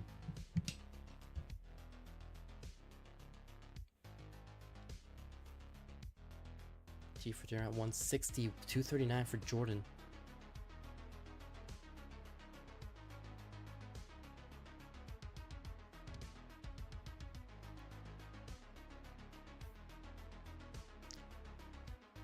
Jordan with a clean stack. Potential for a 600k transition.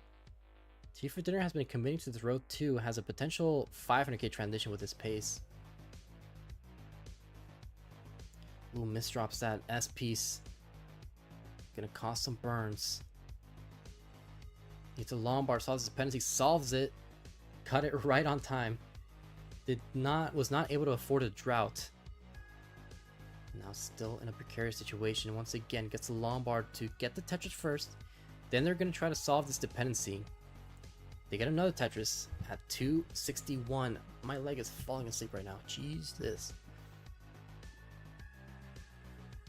So TeaforDinner has been losing a bit of pace, but they're still alive. And right now, that's all that matters.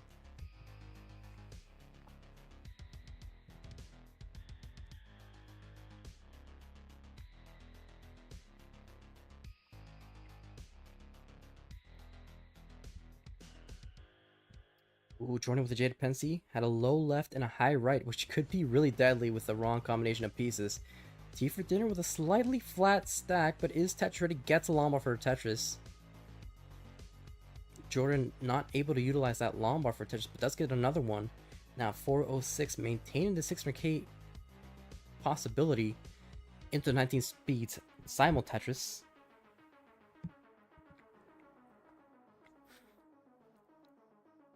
Jordan solves the J dependency with a Lombard. Bit of a jagged board, but still clean enough to score Tetrises. Now at 474, TeaforDinner is going to have to deal with a 100,000 point deficit by the looks of it into the 19 speeds.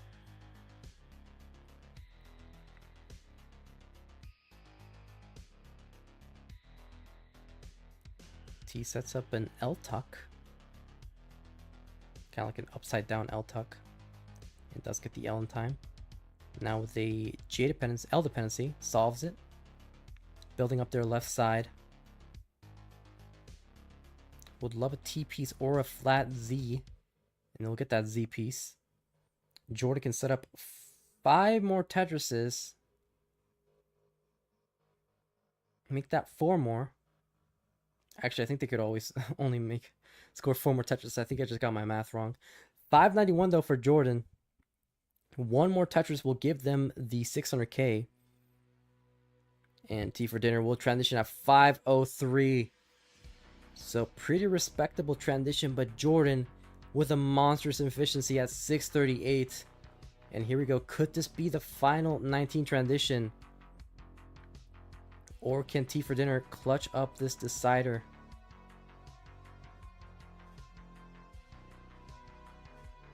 TeaforDinner going for a flat skim with an L piece. Is Tetris ready, waiting for that long bar? Still waiting. Long bar not showing up. Finally gets the long bar for Tetris. Jordan utilizes that long bar to solve this dependency as their board is looking a bit spiry. But now they're open. Nice adjustment. Nice placement there with the S piece to accommodate the square. That was really smart. I did not see that at all. 609 for TeaforDinner. 744 for Jordan. Going for creating a J dependency. Guess the J dependency solved. Flip a square piece, but uses a J. Is going to be Tetris ready. Once again, potential for a 1.1, if not a 1.2 with this efficiency on Jordan's side. TeaforDinner, not with a bad game by any means, but still slightly falling behind. 697 for TeaforDinner. Jordan at 807. Maintaining this efficiency. Still has a 78% Tetris rate. Jordan waiting for a square piece. Doesn't get the square piece in time, but still gets another one for a very comfortable double to flatten out their stack. Looks like TeaforDinner might have to commit to a row 2 again. They do get the long bar dependency solved. Tetris ready. 711 for TeaforDinner. Getting another long bar for Tetris. 743 at level 24. Jordan at 902. This is potential for a back-to-back 1.2 for Jordan, if they maintain his efficiency again. Whereas TeaforDinner might be looking at a back-to-back max out into 29 speeds. 808 for T, 997 for Jordan. One more Tetris. Bit of a misdrop there with the L piece, but does get the long for Tetris, and this could skim relatively easily if they get the right set of pieces, but they aren't getting good pieces at all. They're Tetris ready. They're Tetris ready, committing to it, kind of selling out their stack. They're just going to burn this down. Now Lombard dependent on column 3 solves it with a double. TeaforDinner with a center wall Tetris 891. Might transfer their wealth to the right side. Yeah, looks like they are. As Jordan still with a 1.1 after that Tetris. Now with a J dependency. L dependency, sorry about that. Can set up one more Tetris for a high 1.1. And Jordan will transition with a 1.18. Just shy of the 1.2, but it is still possible for the back-to-back 1.2. They're Tetris ready. Selling out their stack a little bit. They're really selling out for it. Going for the flat burns. Tetris ready again. 1.193. Gets along for a Tetris. 1.23 for Jordan. TeaforDinner transition with a max out. Jordan's Tetris ready again. Kind of selling out their stack again. Going aggressive. Gets a Lombard, but overshifts that piece at 1.26. Just shy of the 1.3. That Lombard would have given them the 1.3. TeaforDinner 1.267 is the score to beat. Has a 1.1. Has been doing a phenomenal job so far at the beginning stages of 29. But they're Tetris ready. Waiting for the Lombard. Cannot afford to get drafted. Gets the Lombard Tetris. Now with a 1.14. Behind by 120. 18,000 points. This is chase downable. They do not need to go too aggressive, but they hang a Lombard on the left side. Gets the Lombard with a 5 tap. Doesn't hit the second 5 tap though. And they're going to hang that bar. Topping out at 1.15. Jordan with a 1.26 will take game number 4. And a winner is you, Jordan. Maintaining the perfect record. 6-0. And, I mean, like, at this point, almost confirmed to, at the very least, be in the playoff spots, if not the auto promotion. So GG's to Jordan. Let me report this match real quick. It started at 7 o'clock, I believe.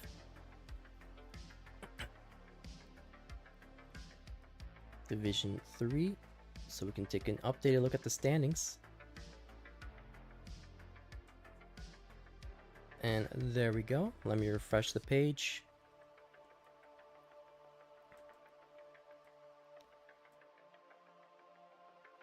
And there you have it. Updated standings. Jordan up to second place with 3. Actually, yeah, this is almost guaranteed that they could get promoted.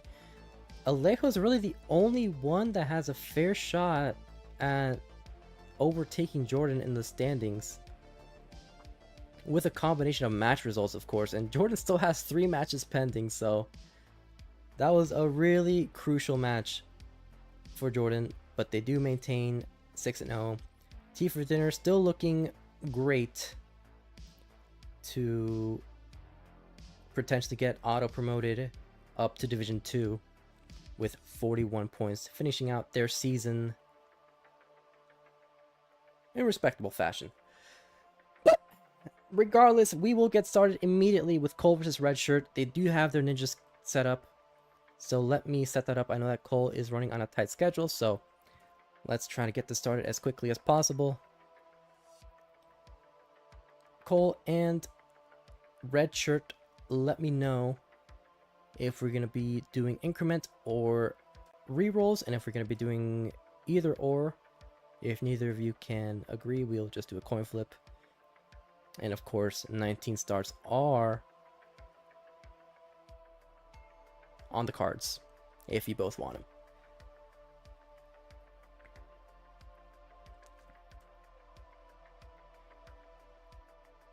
But anyway,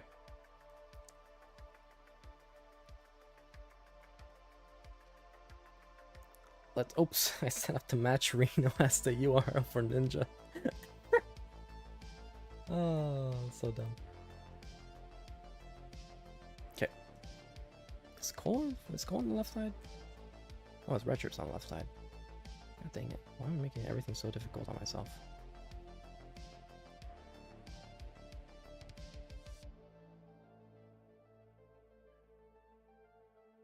Oh, great. Oh, shit.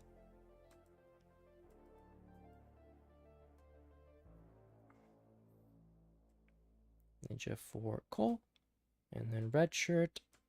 Let me set up the seed real quick.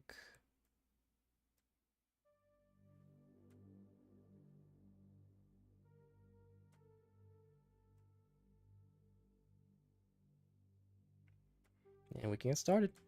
So it'll be a quick second while I set this up. There we go. Cole is set up.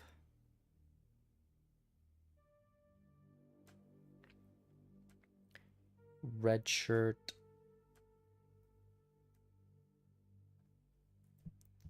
Got his ninja.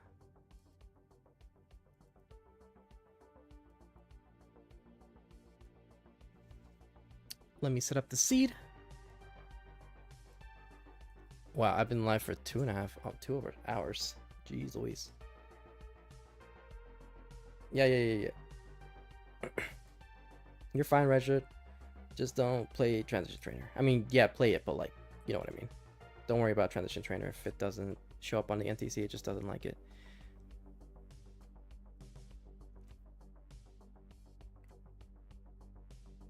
Oh, well, that's not good.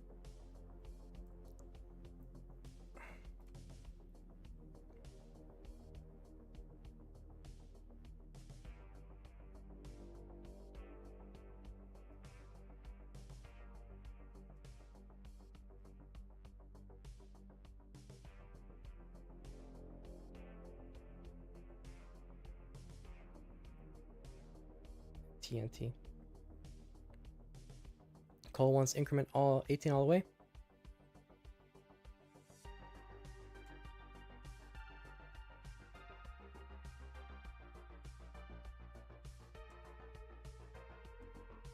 Okay, I was gonna take a look at the standings, but I know that Cole is crunched for time, so we'll take a look at the standings after this match so that Cole can just not have to worry about time.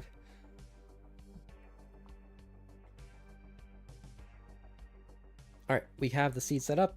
Let's go, Cole, says Chaotic Hazel. Pokemon in. So got the seed set up. It is pinned in the chat, 68756B.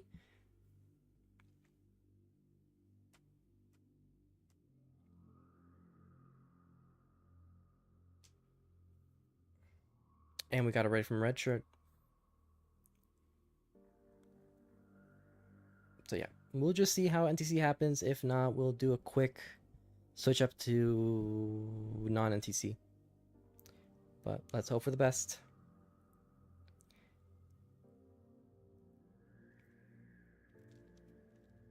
I'm a believer after we were able to survive Hydrant's capture issues at the beginning of the stream. And we got it right from Cole. Let's get started with game number 1 of the 3rd match of the event. Best of luck to both players in 3, 2, 1, Tetris.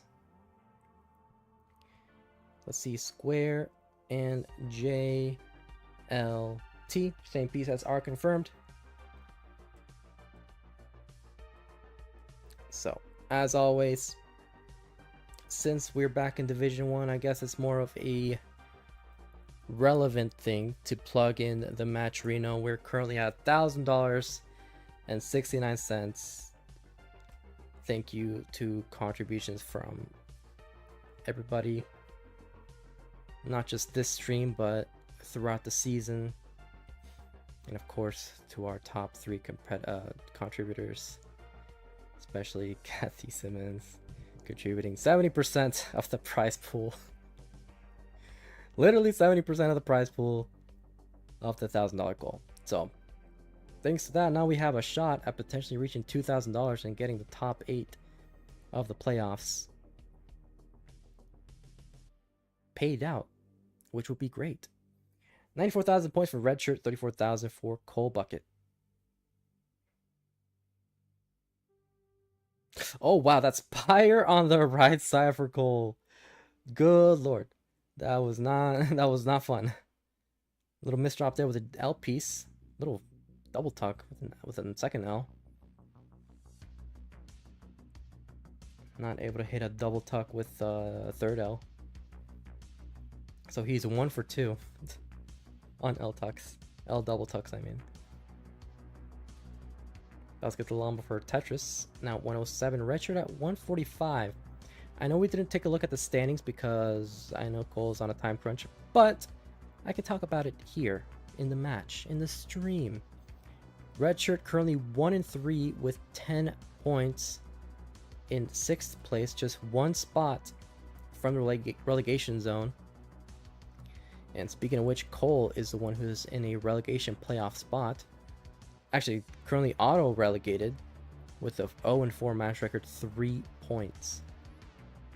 So, definitely needs a win to at the very least avoid the auto-relegation spot.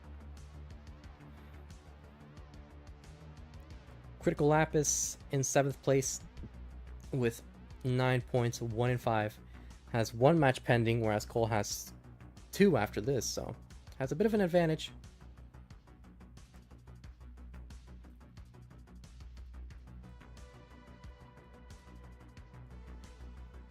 In the season. 236 for Cole, 282 for RedShurt. Kind of spamming those S pieces to the left side. Wow, and continues to spam them. And another S piece. Wow, getting bursted with S pieces and Z's and all that junk. So 5 taps definitely locked in today for RedShurt.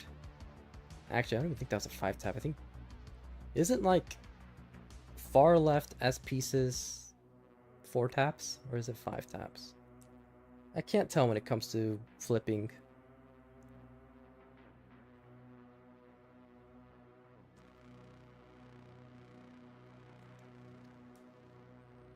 Nice T-tuck there from Cole.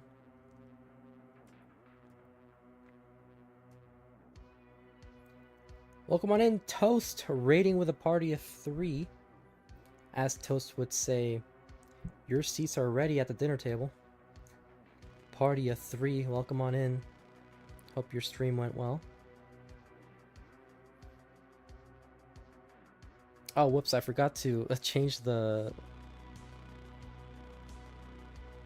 division to Division 1A. There we go, much better. Now we are not clickbaiting or lying to people.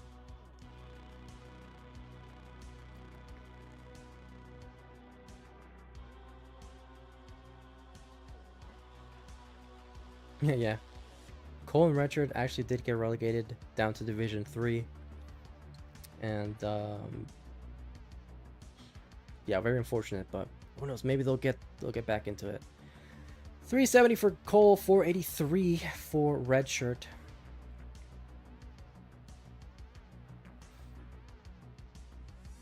RedShurt representing Smoljordan, Cole representing TeaforDinner. Oh yeah, definitely, for sure. Right now, RedShurt could get a 600k transition, but has no burns available if he wants a 600k. If not, still a high 500k would be on the cards. Oh, but now what's on the cards is that misdrop with the L piece. Kind of like a double Vit setup. Doesn't hit the double tuck. Also, I do know that it just said double Vit setup, as if it wasn't already redundant enough to say Vits. But RedShurt with a dirty Tetris into transition at 540. 486 for Cole. Has one Tetris left he can score before the 19 speeds. But we'll transition with a triple at 493.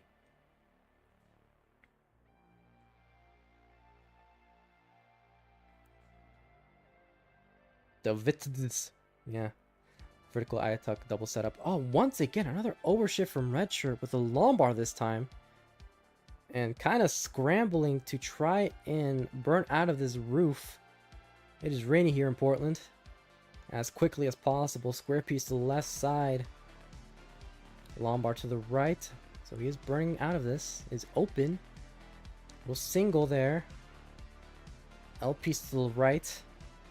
Long bar. 5 tapping that to the left side. As Cole still with a deficit. But that deficit has shrunk a significant amount. Now at 582 as RedShurt is still burning. With this next Tetris, Cole will take the lead. Solve that dependency with a long bar. RedShirt still burning, and Cole will take the lead now at 639, and is also behind in the line count. So it is a real-time score lead, and with a slightly bigger pace advantage than RedShirt. So yeah, RedShirt with great survival here is clean, and Tetris ready, waiting for that long bar, going for the L tuck. And gets along for a Tetris. Very uncomfortable square pieces. Man, I hate squares. Squares are the worst. All my homies hate squares. If you don't hate squares, it's because you're not a homie. 689 now for RedShurt. Needs to survive the situation. It's 758 for Cole.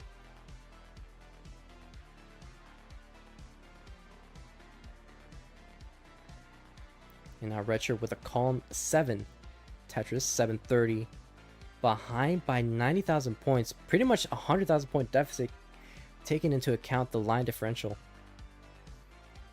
Cole bucket at 8451 has a potential 1.1 with this efficiency, but high max out definitely on the cards too, with more burns to spare. RedShurt looks like he might get a one-off in the 29 speeds. Right now at 800,000 points at level 27, now 833. Cole with a long bar dependency getting droughted, but solves that long bar, gets another long bar right in time for the Tetris. That could have been very scary. Looks like Cole might have to commit to a row 2. Nice adjustment there with a long bar to accommodate the second long bar. And RedShurt is getting inspired in the center with these S pieces, just like in the 18 speeds. Maisie saying, we're getting this match done in just 3 minutes, right? Oh yeah, totally. Jesus. RedShurt will transition at 856, 972 for Cole.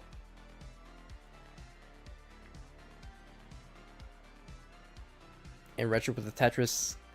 Cole might transition with a burn. Yeah, gonna burn into transition at 979, now 980.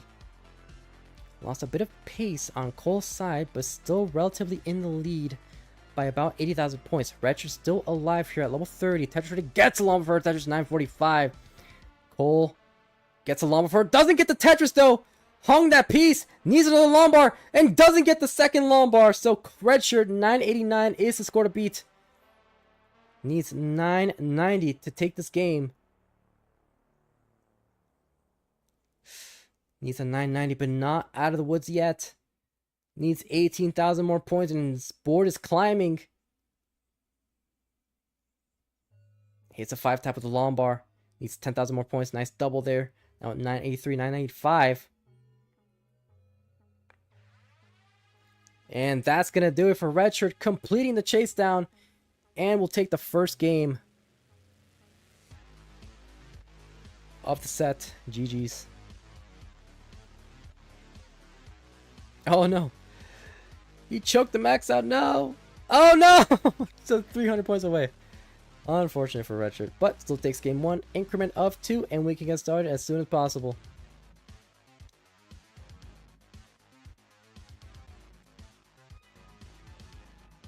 Cole saying, why do I just get 3 times force in CTL, bro? I know, I can relate to that, except I'm worse in every tournament. Maybe not a friendlies, but...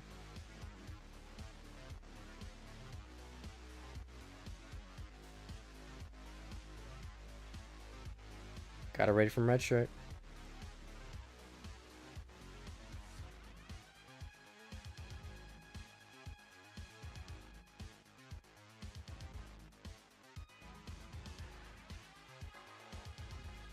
GG's.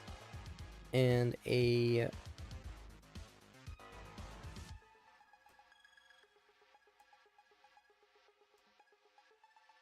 Ready from Cole. Let's get started with game number 2 of this best of 5 in 4, 3, 2, 1. Tetris. Let's see, J, S, J, S. So same P sets are confirmed.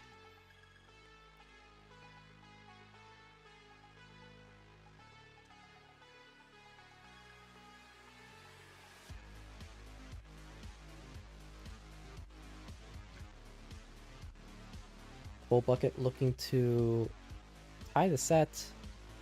RedShurt looking to get an even bigger lead and potentially take their second win of the season and a little bit further away from the relegation zone. For those of you that want to know our schedule for this upcoming weekend, I don't know why I'm saying upcoming as if it's not this weekend, but tomorrow, after this match actually, we'll be having a Division 2 match between Maisie and TetrisTime, but tomorrow at 12 p.m. Central Standard Time, we'll be having a 5-match super show with Jacob. First match will be a Division 1B match between Neko and me. Me, Peekayric. That is me. Division 3 between Chrissy and Dr. Knockers. Division 2B between Dengo and Toby.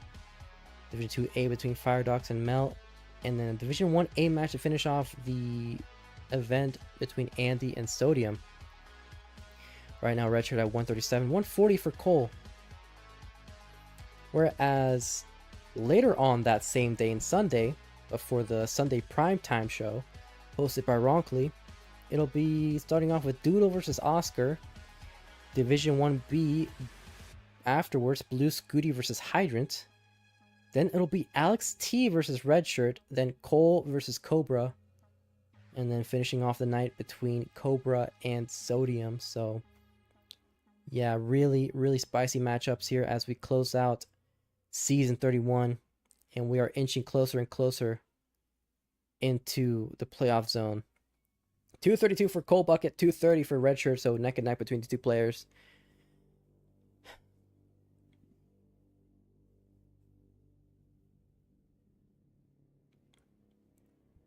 I don't know about you guys, but I have a good feeling about this season's championship playoffs.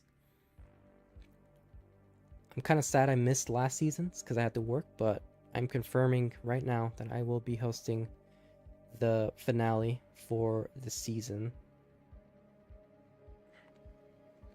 Right now, 298 for RedShurt, 324 for Cole Bucket. Both players have been pretty clean so far. And with this efficiency, pretty safe to assume a potential 600k transition, assuming no funny business. Gonna be lit, says Arbaro. Yeah. I mean, we've already got confirmed that SV, after defeating Hydrant earlier today, will be in the playoffs. Currently 5-0. So I think SV might be our first confirmed player, if I'm not mistaken. Yeah, I think he is our first confirmed player. I mean, obviously there's other players like Alex, Andy, and Scooty that are still perfect, but mathematically, they're still, you know, a little bit of a chance, you know, like a 0.5% chance that they won't get into the playoffs.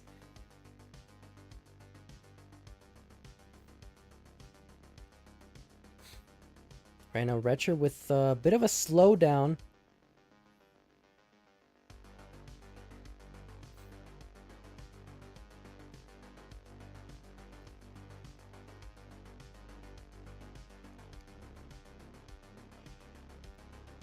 Still maintained. Nice adjustment there with the JP. So accommodate a slightly dirty Tetris and maintain the stack to be in contention for that 600k transition. Cole with a hole in their stack. Gonna be clean momentarily. Go for a couple of safety burns. Now Lombard dependent could set up a dirty Tetris. Might commit to it. Looks like they are committing. And they will get that Lombard for a Tetris. Exactly tied these two players were for a second. Now exactly 2 Tetrises in the lead is Cole.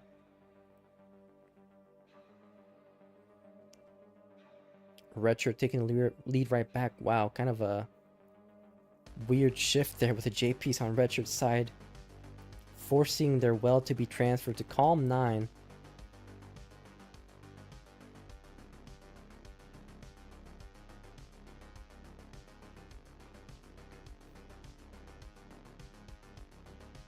RedShirt still potential for a 600k transition. So is Cole. Only 1 Tetris left to go.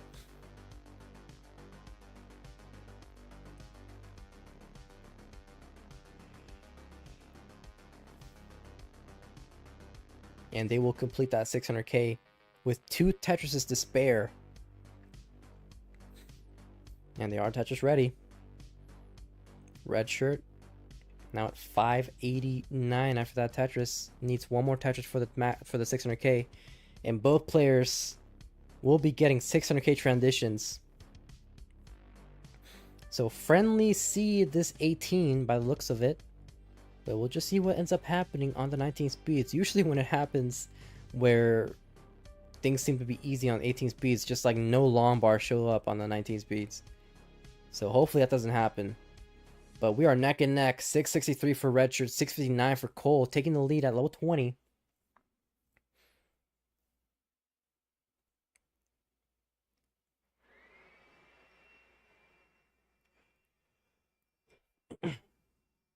And now RedShrt with a bit of a slowdown. Nice flat double with an L. Sets up a T-spin, hits the Tetris. And we'll get the T-spin. Opens up his right well. Is Tetris ready, waiting for that long bar. Long bar did not show up in time. So gonna have to get another slowdown as Cole now at 772. RedShrt trying to survive the situation with low and L or J. Goes for a long bar to solve the dependency. Nice double with a T-piece. Flat burn with a J. Long bar dependency. Opens up that right well. Is Tetris ready? Gets the long for a Tetris now at 736. Lost a lot of pace, but this is still potential for 1.1 into 29 for RedShrt. 832 though for Cole. Monstrous pace right now.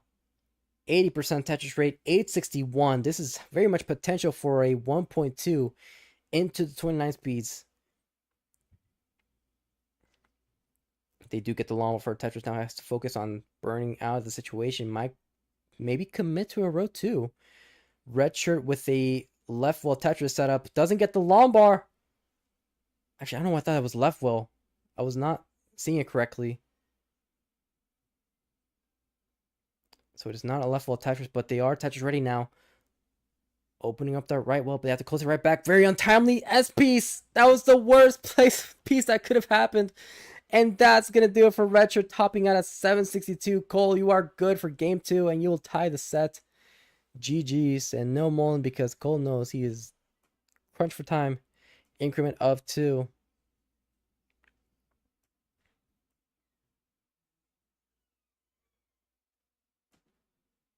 And we got it ready for RedShrt.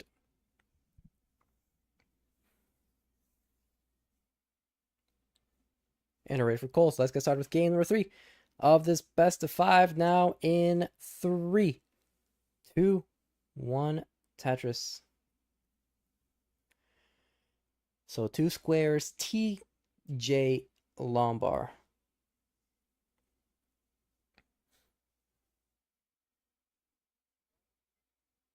Chaotic Hazel saying locked.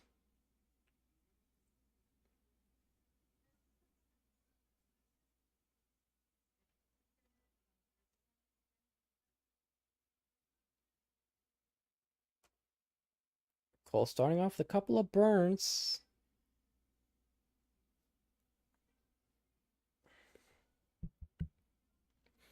RedShurt with a cleaner start, but Cole does get their first Tetris.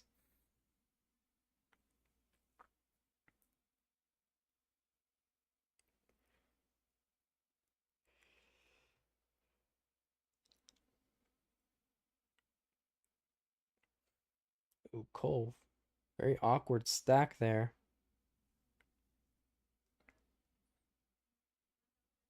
Just like that, RedShurt already with an 80,000 point lead. Cole at 45,000, 115 for RedShurt, now 138. Just shy of a 100,000 point lead on RedShirt's side.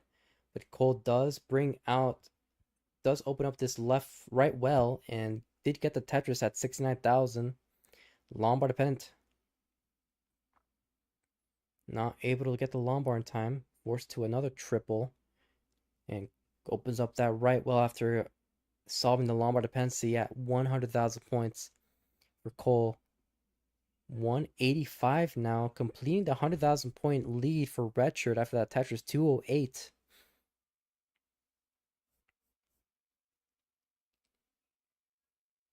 And I just realized there's no music.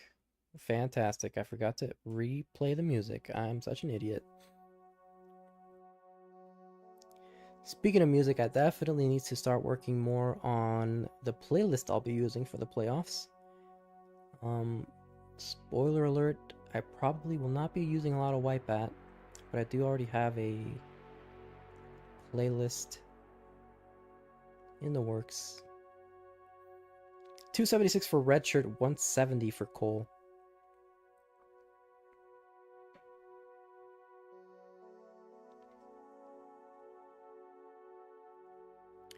And Cole with some more misdrops. Double tucks that square.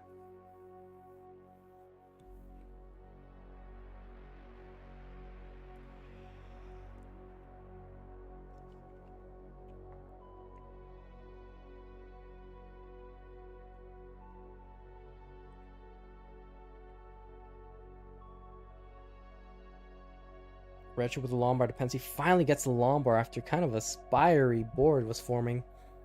Parity becoming an issue. RedShurt needs a J to solve the dependency, gets the J piece in time, but now has to create a couple of burns to bring this board a little bit down in a safer position. Opens up that L dependency.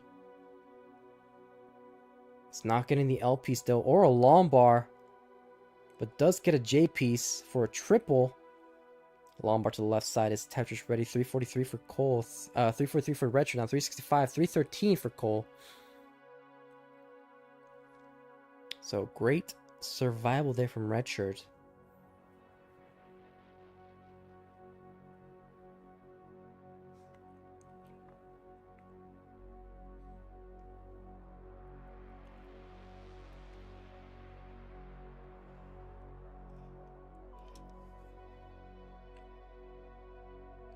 Cole with the J dependency solves it and gets a Lombard for Tetris. So potential for a low 500k transition on Cole's side, whereas RedShurt could get after those couple of burns, could get a high 500k, but not in any position to Tetris anytime soon.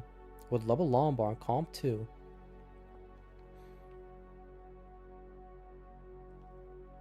Does get the Lombard to solve this dependency.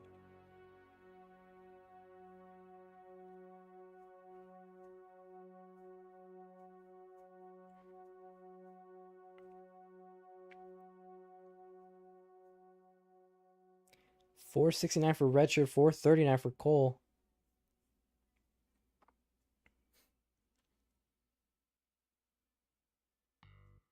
RedShurt not going to go for the dirty Tetris setup. Got to keep things safe, knowing that he's close to the 19 transition. Cannot really afford to have a messy stack. But now, after a bunch of lengthy burns from RedShurt, Cole has brought this back in their favor, and we are neck and neck. Cole transition at 494. 2 tucks with the L's. Crosses the 500k barrier. RedShurt transitions at 487. Trying to transfer their wealth to the right side, and they do just that. Getting a Tetris, also getting a half max out at 516, 522 for Cole.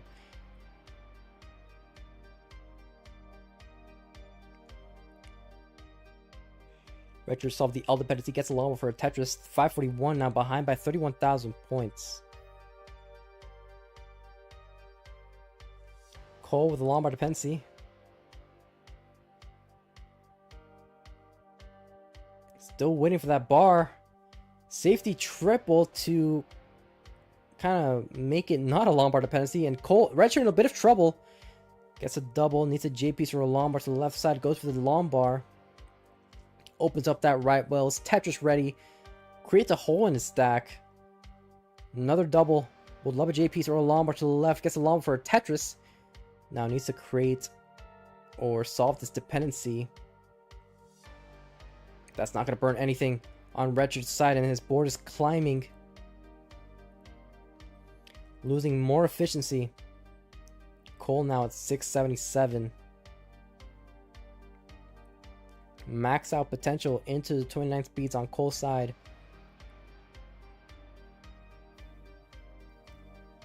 And he's still going ham on the efficiency on the 19 speeds. Now up to 2.5 Tetrises in the lead.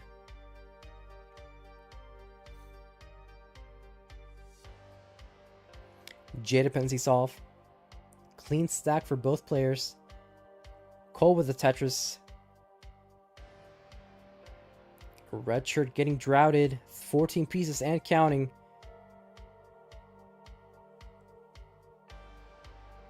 But both players do get a couple of Tetrises here on 25.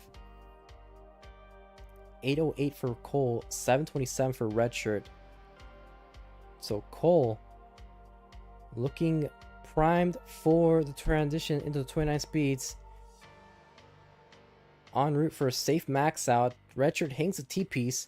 Gets a 5-tap with the Lombard to the left side. 908 for Cole, 859 for RedShurt. Nice Vits on Cole's side. Cole trying to avoid the Lombard dependency there, creating a hole in the stack, but a nice double with the square piece will clean up his stack. Be in Tetris contention, gets his Tetris now, 1 off of the max out. With this next Tetris, he will get the max out with 1 more to spare. But does create a Lombard dependency. Lombard for the Tetris might burn in the transition at 1.01 for Cole, 972 for RedShurt.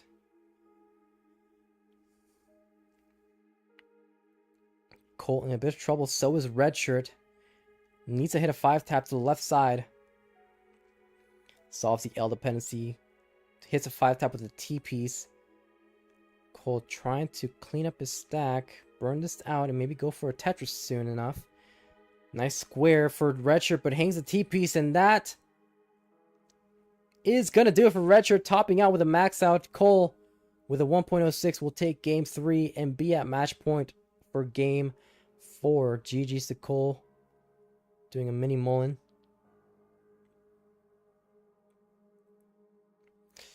Hits a 5-tap, 1.1, and that'll do it for Cole, taking his second heart.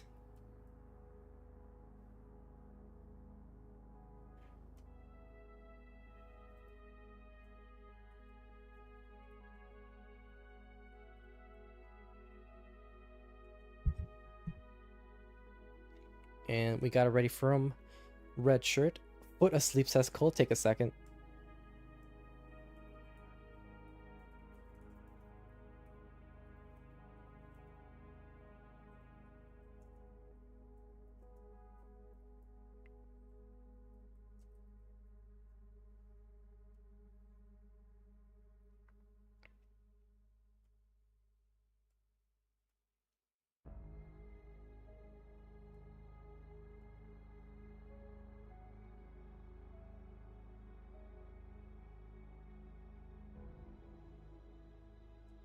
We have a ready from RedShurt, and Cole looks like he is getting situated.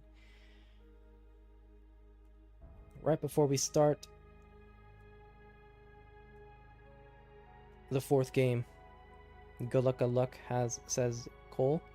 One game away from getting his first win of the season. Ready from both players. Let's get started with game number 4 in 5, 4, 3, 2, 1. Tetris. So it looks like Kathy is off to bed right now by what they told me, and very significant because if you don't know, Kathy Simmons just had donated $700 into the matcherino, into the prize pool. Go to behavior. So good night to Kathy Simmons. Hope you sleep well. 22,000 points for both players. Cole solving that Lombard dependency.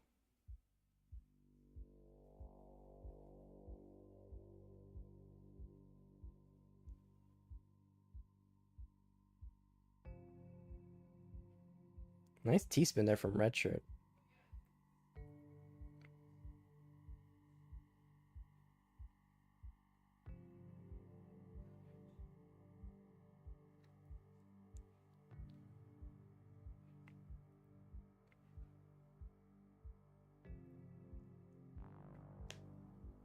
So could this be Cole's first win of the match of the season? Or will RedShurt force a decider for Game 5?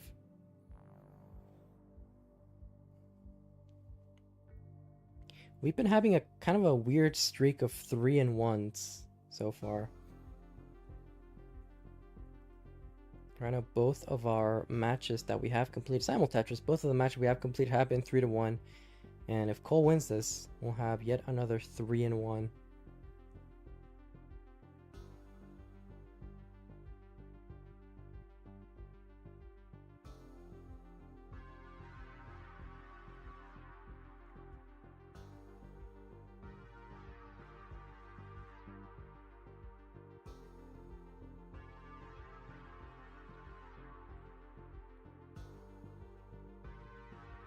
$167 now for RedShurt, hits the S-spin, $228 for Cole.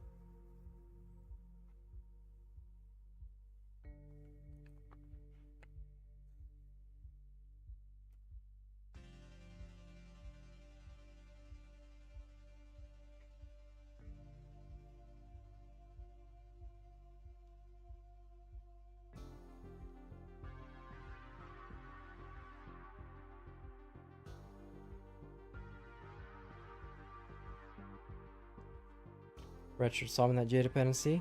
Now 202 behind by 72,000 points. RedShurt at 275. Or Cole at 275, sorry. Kind of a spiry board on Cole's side, but still not detrimental. Gets nice Vits. And a Tetris to bring this. Wow, 343 at 62 lines. That is phenomenal efficiency so far.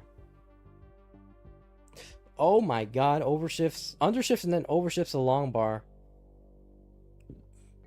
So gonna cause some burns. Taking a safety triple. JP's dependency solved for Cole. 374 versus 280 for RedShurt.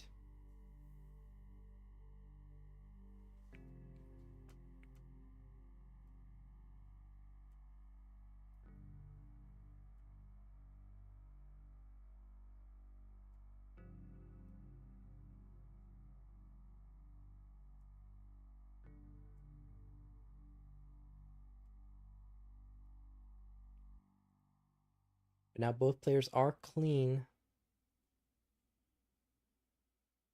RedShurt with a bit of indecision on the S piece, creating a couple of holes and gaps. This drops another S piece.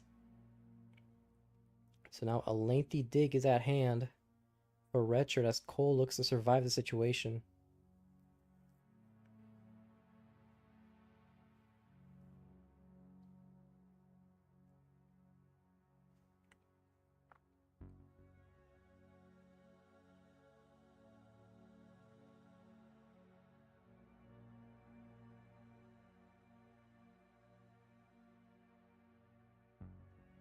$454 now for Cole, $361 for RedShurt.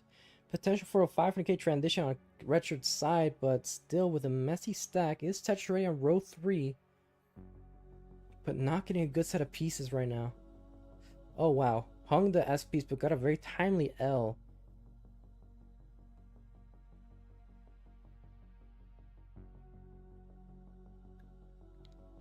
Tetris for RedShurt, 409, 525 for Cole.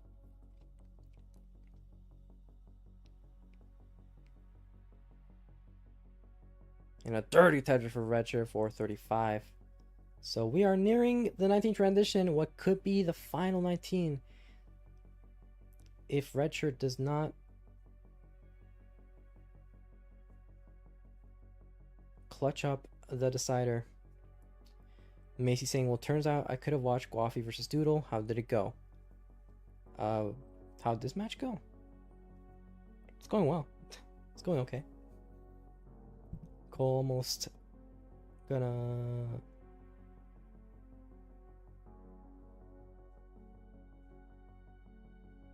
Wait, you mean like the Division 2 match from earlier this season? It was really good. 507 for RedShurt, 622 for Cole.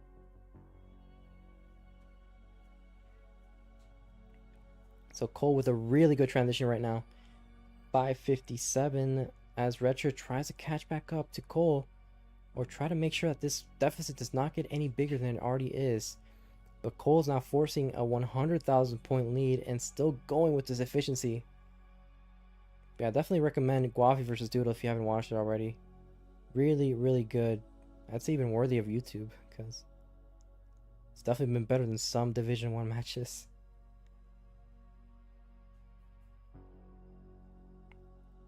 Oh, Cobra's charity match? I have no idea. I did not watch that. I've been streaming. 666. Now for RedShurt, 75 for Cole. Yeah, you should watch it as you're playing your match against TetrisTime. Toast saying yes, but did it have a chicken sandwich burger debate? Oh yes. It did not have a debate. But everyone knows that it is a chicken sandwich, not a chicken burger, as RedShurt has a bit of a situation. Needs to hit a 5-tap, solving that J dependency. And anybody who calls it a chicken burger is wrong and should be ashamed of themselves, and I'm disappointed in you. Ooh, RedShurt. With a couple of misdrops, it's gonna do it at 7:35, 36 now, and with that, Cole will take game 4 and his first win of the season. GG's to Cole and GG's to RedShurt as well for putting up a fight. But Cole fighting his way out of the relegation zone. Still in contention if things don't go well, but things are looking a little better now as Cole takes his first victory, and we will take a look at the standings in a minute. Tough, but GG's. Welcome on in, Captain Fufu. And we have updated the standings now, so we will take a look at that. Congrats to Cole. A winner is you. We'll get you your winner scene real quick before we get to the standings. There you go. We're wrong person. Wrong. Well, they're done. That's fine.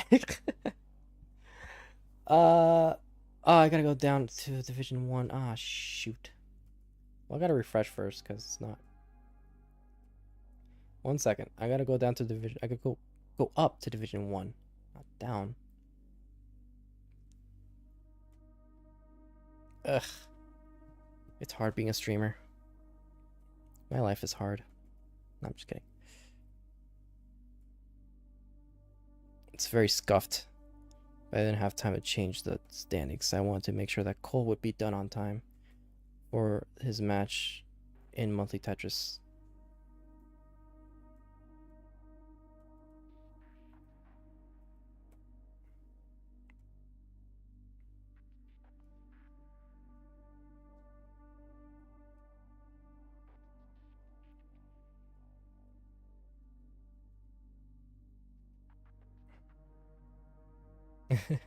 This is so scuffed.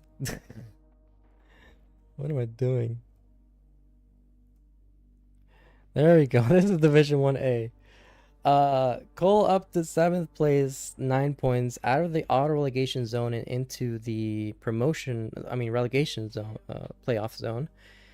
RedShurt at 11 points, 1-4, and yeah, everything else still the same. So that will do it for this third match. And up next, we'll be having Maisie versus TetrisTime. So Maisie and TetrisTime, if you are here, send your ninjas. Get everything set up. Both players are set up by the looks of it. They have sent me their ninjas. So we'll get started in a few minutes.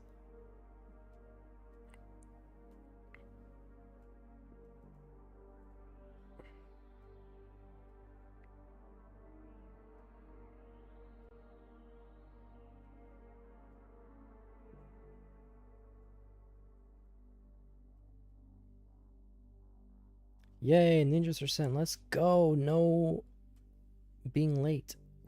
We do not believe in being late. We believe in timeliness, not tardiness. Whoops.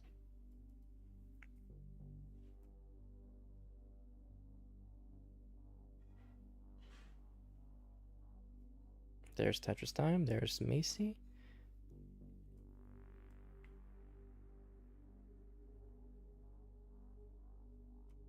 Thank you, both of you, for being on time today for your match. Let me get TetrisTime into the to the NTC.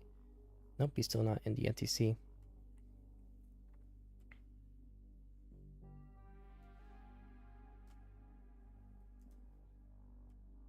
I will resend the producer link just in case. There you go, TetrisTime, if you don't see it, is at the very bottom of the Super Show channel on Discord. Whoops, and I put in the Nesters Champs link into Maisie's ninja for some reason. Awful streamer, man. Come on. Get it together.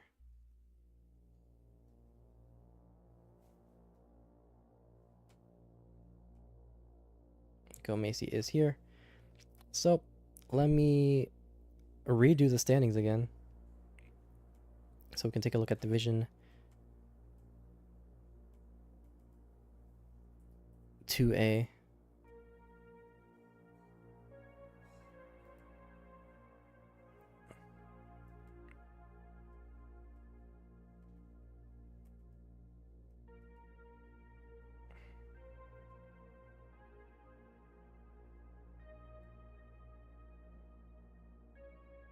There's Division 2A.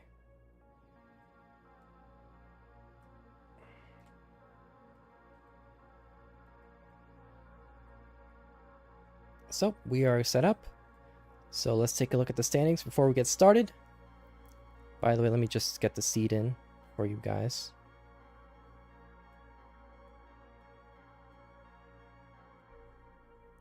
TetrisTime still needs to go into the Nesters Champs. But this is what Division 2A is looking like. Maisie at the top of the leaderboard, 4-0. This is going to be their last match of the season, looking to cement their promotion to Division 1. TetrisTime looking to put a stop to that at 2-1, 16 points in second place. So this is going to be a pretty tight battle between Maisie, TetrisTime, and Evesy to see who gets into those promotion spots. But yeah, both players feel free to warm up for a second. TetrisTime, make sure to join the NTC. Oh, he did join. So warm up for a quick second. I'm going to go to the restroom. Be there in a minute.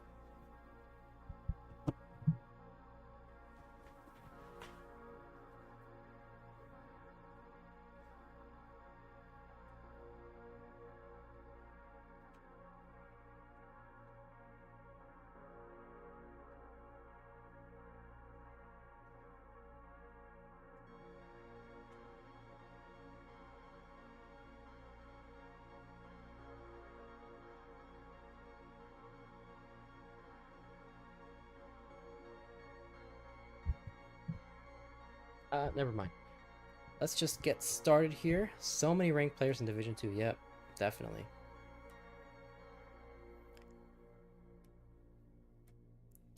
So, the seed is in the chat. DFF35A. And once we get it ready from both players, we can get started with this final match of the night.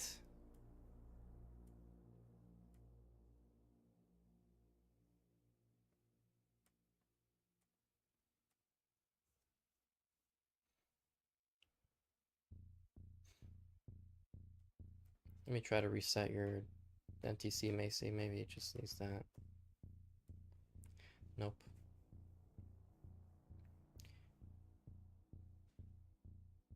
Try to score a Tetris on 18. It should be fine afterwards. But a seat is in the chat.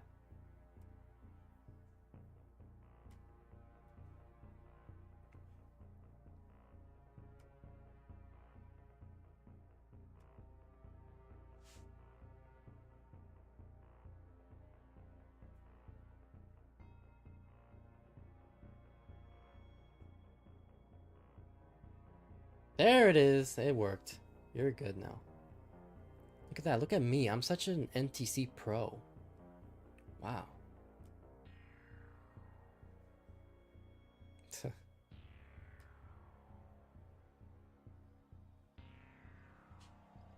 Oh, Cobra did raid with a party of 3 viewers on CTL. I did not see that. I'm so sorry.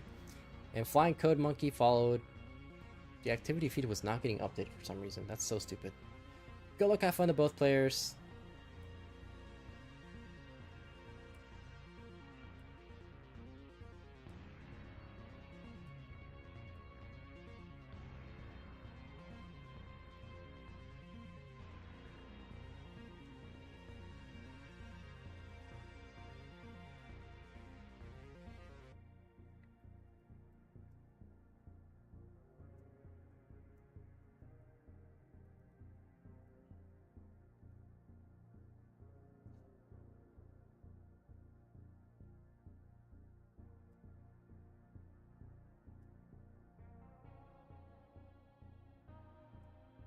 So, we typically assume increment, but like, if TetrisTime wants to reroll, we'll just flip for the seed.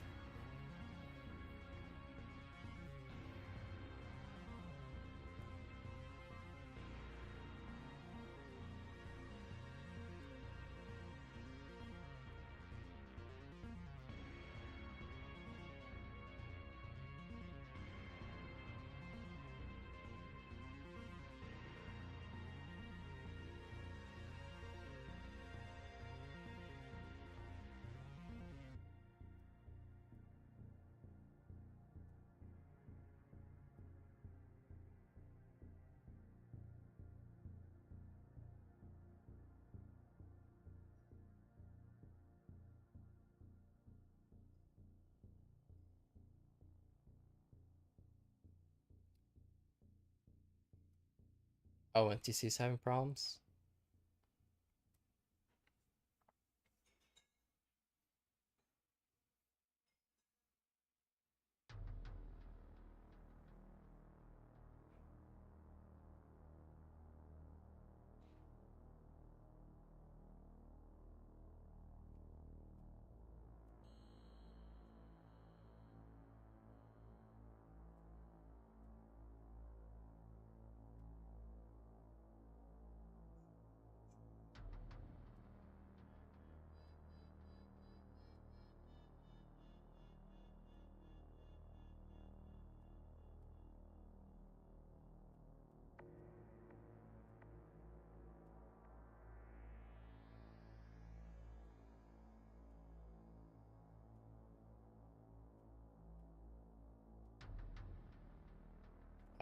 Guess we're good. Alright, so let's get started with game number 1. Sorry about that.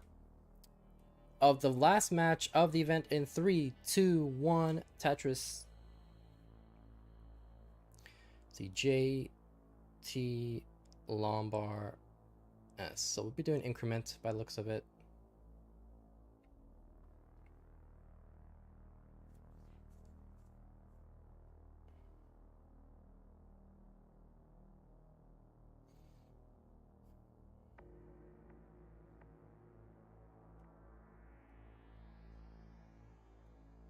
I guess we'll do a final call for Matcherino. I probably won't plug it in after this match. This is Division 2, so it's not really going to affect them, but our matcherino is for our prize pool for our Division 1 players. So, you know, if you're watching or like, hey, I want to support my Division 1 players here, you can do so with matcherino. We're currently at $1,000.69. At this point, let's just say we're looking for a $2,000 new prize pool goal to pay out our top 8 players in the playoffs.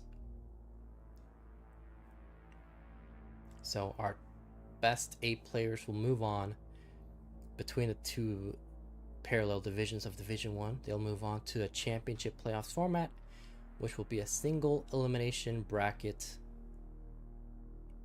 And yeah, we've always, since the beginning of this whole thing in CTL, we've only ever paid out our top 4. Lookman and Hepta and our borrow with the $10 contribution into the prize pool, bringing our total up to $1,010.69, saying join Tetris for the non-pros at tmp.tetris.lol. Whoops, we did it twice. Nice. Thank you so much, Arbaro, for your contribution and for being a fantastic ambassador for our beginner players in the Tetris community. Tetris time with a Lombard dependency. I know I sound bored right now, but I'm not gonna lie, I'm so out of practice with restreaming like long matches that my voice is just completely dead already. I need to lock in for the playoffs. Like, come on, man. 281 for Maisie, 271 for Tetris time. Tetris time with a Lombard dependency on the left side. We're all just a bunch of nerds. Some more than others. Yeah, thank you so much, Arbaro, for that.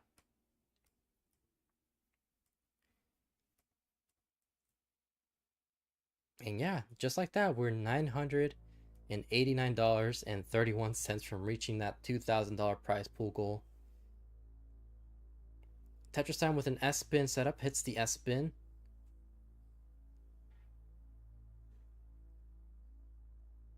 You're having some internet issues on Tetris Time's side. I am saying internet because this Ninja Cam is also not looking great sometimes.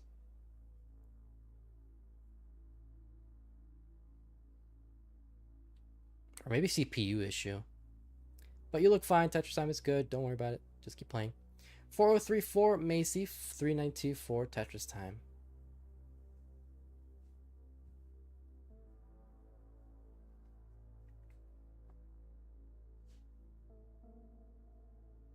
Now with Lombard dependency on the left side. Slideshow.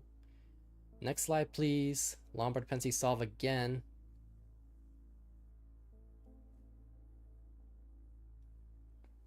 Creates another dependency on the center after solving it on the left side. And it's gonna be okay. TTF 399, 455 for Maisie. These players are top contenders to get promoted to Division 1. As I say that, Tetris Time in a bit of trouble. Gets a 5-tap to the left side with a Lombard. Gets a Lombard again. Needs another one to the left. Oh my god, what is happening? It's like almost as soon as he's about to clean out of this, he just gets into another dig. He's open though. And he'll get a Tetris at 463. Maisie at 528, behind by 7 lines in the line count. Triathlete, ATL, I assume YT. I'll just say the acronyms and not actually say the words. I don't know. Saying my people. Yes, we're all nerds here. Tetris Time will transition at 469. And Maisie will transition. Could get a 600. No, actually, we'll be just shy of a 600k transition. would be a $5.99 if he transitions with the Tetris. $5.99 for Maisie, $4.85 for TetrisTime, ahead in the line count.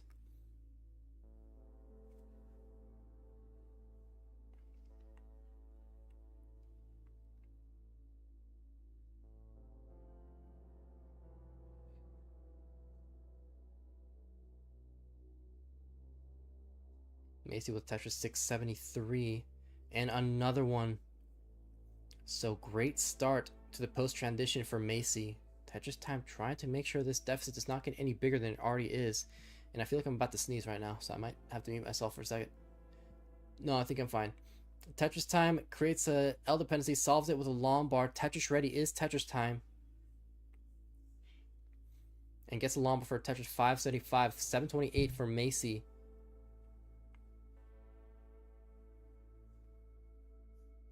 TetrisTime going aggro. Doesn't get the jape. Got it one piece too late, so couldn't utilize it to solve that dependency. Might end up committing to a row 2.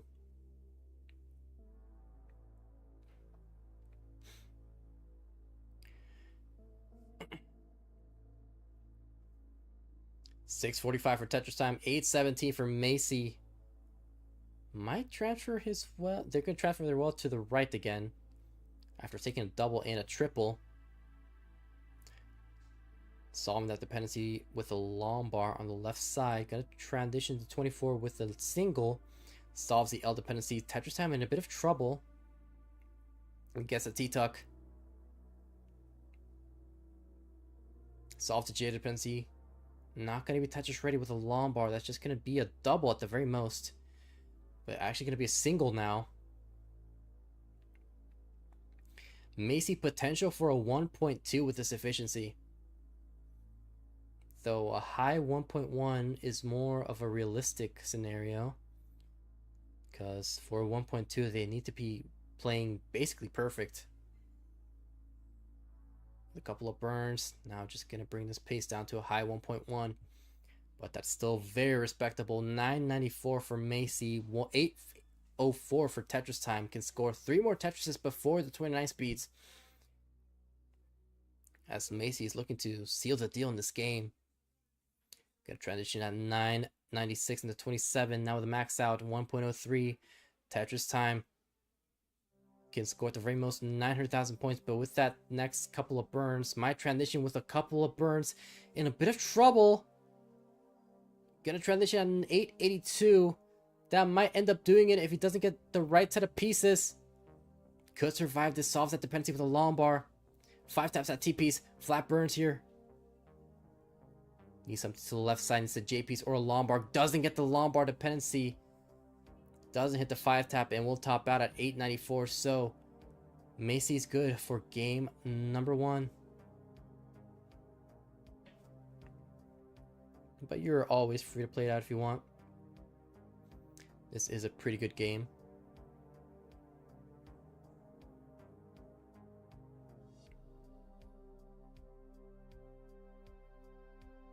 But gonna do it with that 1.2. GG's. Game number 1 goes to Maisie. Increment of 2.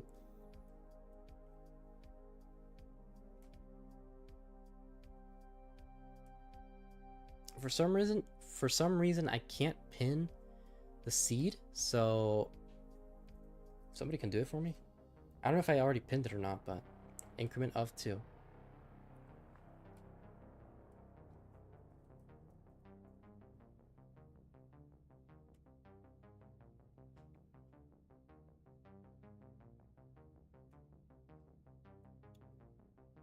Trill, thank you for the follow, though, 8 minutes ago.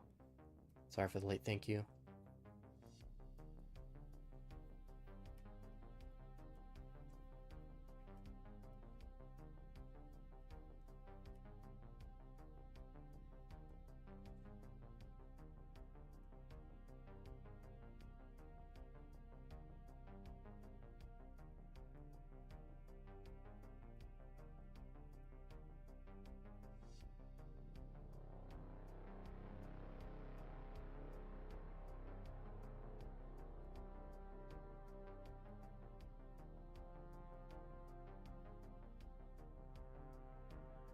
We got it ready from Maisie.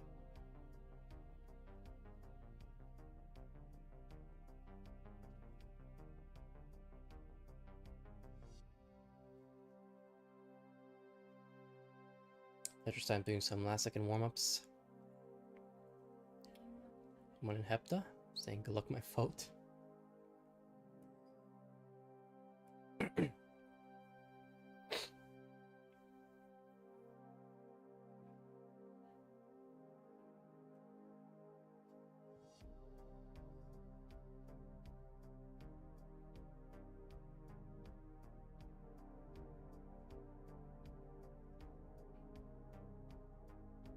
I am fancy. What do you mean? Dude, I'm Peekayric, World of Restreamer, commentator extraordinaire. My voice is hurting. My throat hurts. World class Restreamer extraordinaire. Peekayric, over here. Sounding fancy. Yes, sir. Alright. Still waiting for TetrisTime.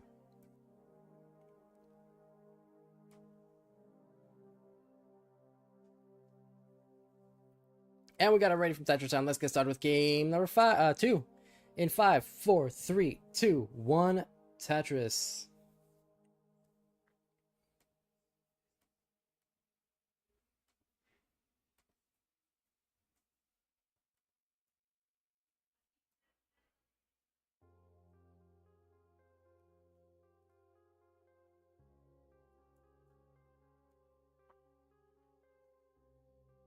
So yeah, Division 2 this season, man, those ELOs and PBs were so inflated. Like, let's take a look at TetrisTime's PB. I'm pretty sure it's a 5 million.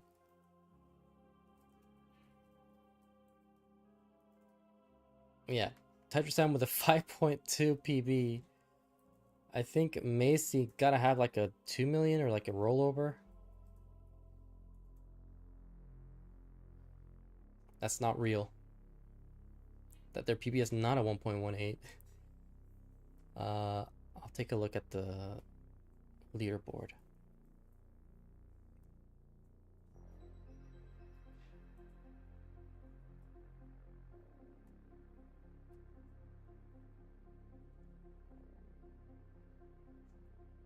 Oh my god. Hold on. Let me take a look at the leaderboard. 138 for Maisie, 159 for now 159 for TetrisTime. What is Maisie's PB? Let's see.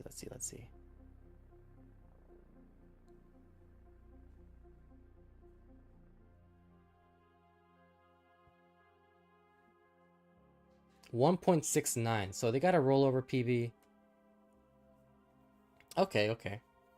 No, but yeah, rollover PB for Maisie, 5.2 million PB for TetrisTime. When Terra, I believe, has a 2 million. Dangler is here by also in Division 2.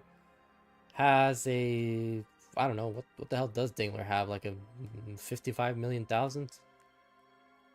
Like, there's so many people in Division 2 with absolutely crazy PBs. And, you know, Evesy, 2 million. 214 for Maisie, 232 for TetrisTime. But yeah, welcome on in, Adam Irish. You made it just in time to see TetrisTime try not to top out, and he might top out. And that's gonna do it. So yeah, you made it just in time to see that. Maisie takes game 2. Baloney. I completely forgot to give Maisie his hearts, so there you go. Hearts for Maisie. GG's. Increment of 2 again.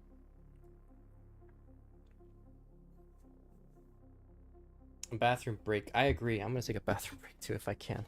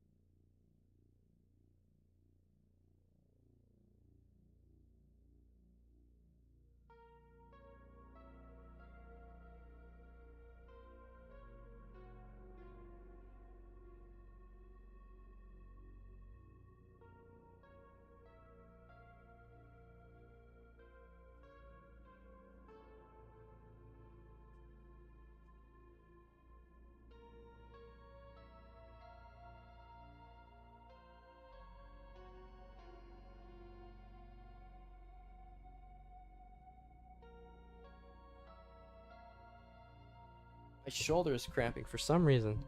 Oh, TetrisTime had a new PB, so it's a 5.4 million. So I said billion. Increment up 2 though.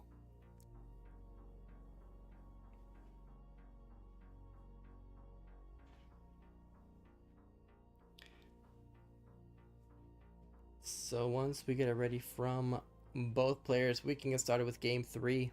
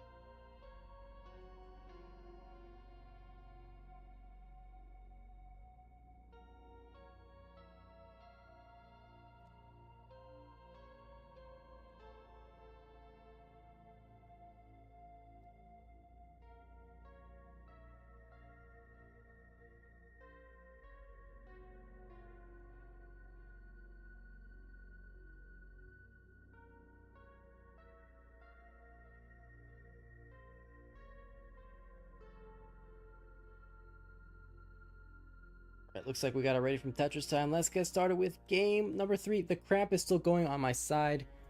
Oh, it's painful. In 3, 2, 1. Tetris.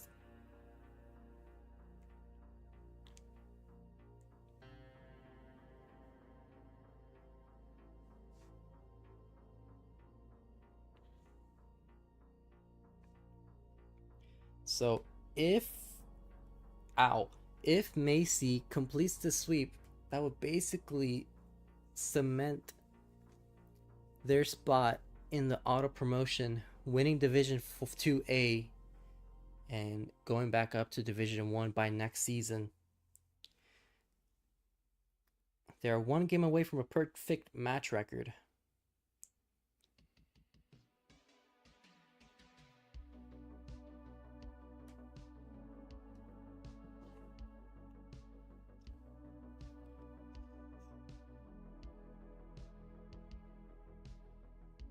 $69,000 points for Maisie, 91,000 for TetrisTime.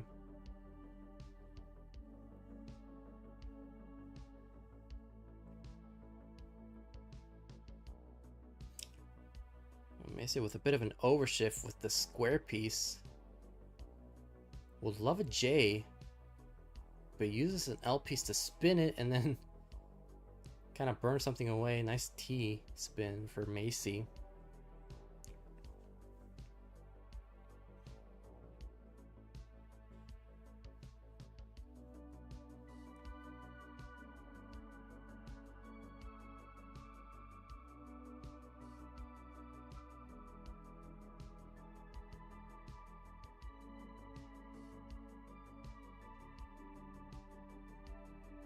Right now, Maisie getting a bit high up there. 26 piece drought and counting.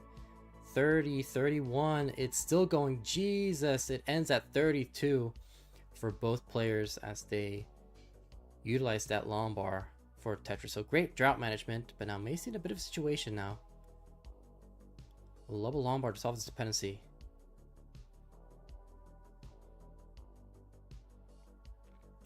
Not getting the worst pieces for this stack on Maisie's side, trying to clean this up as efficiently as possible, but not able to do so. And just like that, TetrisTime has taken a 96,000 point lead.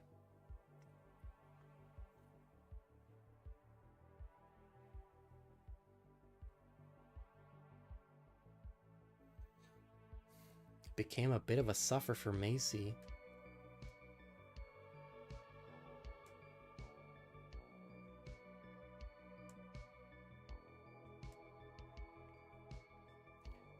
TetrisTime going aggro.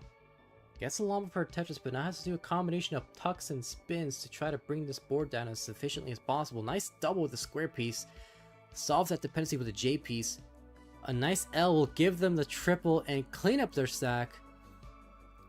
Lost a bit of pace, but still in the lead. 341 for TetrisTime, 267 for Maisie.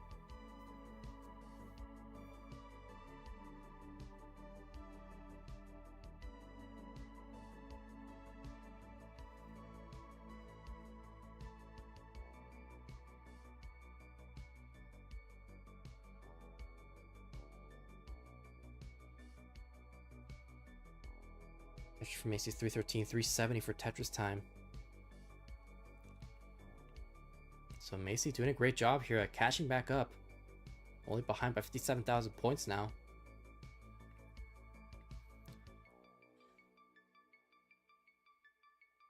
Four. Says Toast. 5? Says me.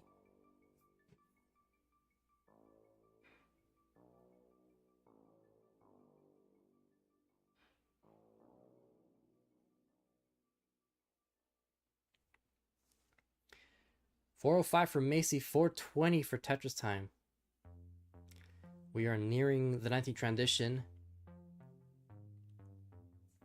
About 30 lines to go. Nice T-spin from Maisie.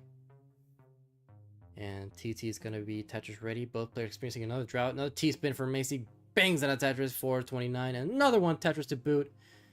And now only 760 points separating these two players. Things are looking so close right now.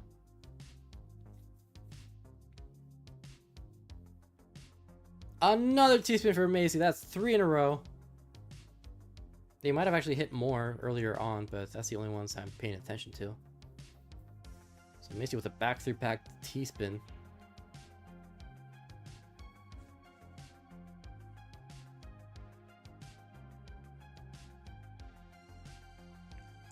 Both players can set up 2 more Tetrises before the 19 speeds.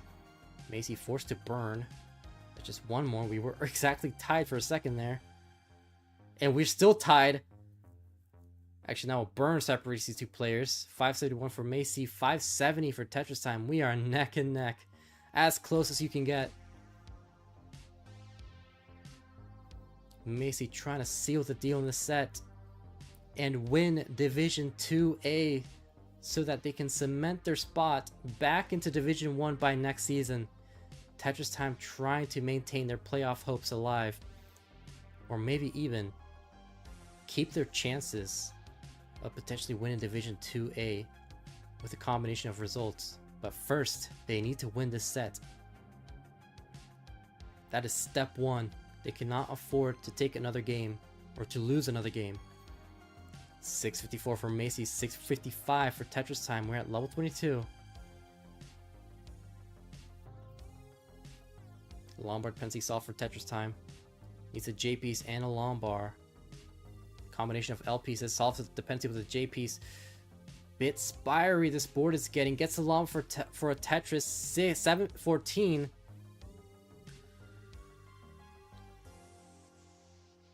Maisie with the cleaner board. Actually, both players now with a clean stack. Experiencing the same drought. They're both in the same piece sequence, so lines count is not going to play a factor so far. And still 1,200 points separating these two players. Keep in mind, earlier this stream, SV and Hydrant, dude, one of the games came down to 160 points. Where both players topped out in similar fashion. 847 for Maisie, 817, now 848 for TetrisTime. Now behind by 200 points of a separation between these two players. Things cannot get any closer. This is basically for all the marbles. TetrisTime playing for his playoffs. Maisie playing for their victory in Division 2. There's so much at stake. 980 for Maisie, 978 for TetrisTime, behind by 1 line in the line count. Maisie going aggressive. Is Tetris ready? Gets along for a Tetris. Both players simul Tetris and simul max out.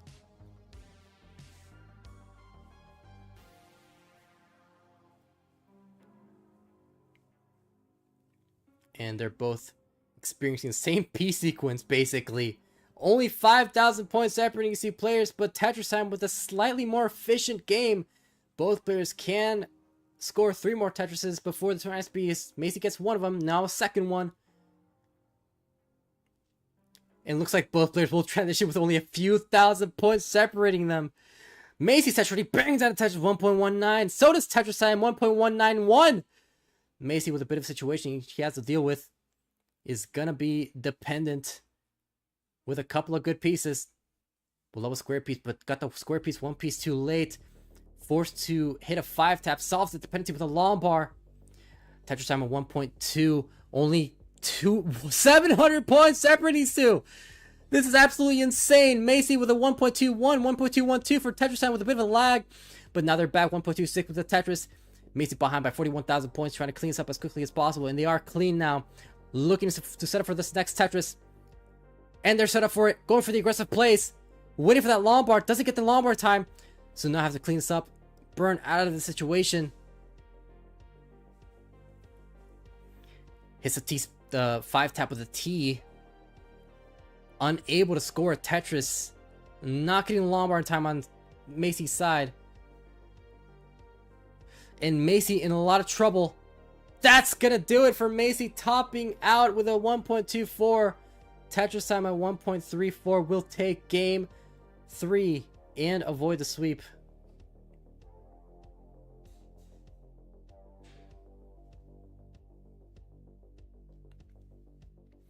So he will play it out. Potential for a rollover.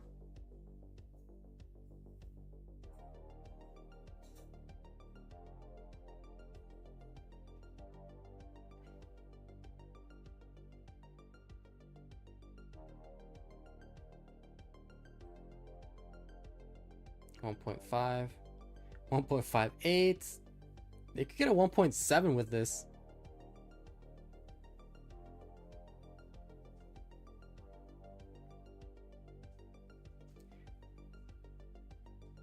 Oh my god. They might even beat Maisie's PB. They're set up. They're set up. And they're gonna beat the PB with a 1.73. Funnily enough, is that even the highest? Wait, is that even the highest score in Division 2 for this season? What did Dangler get that one time?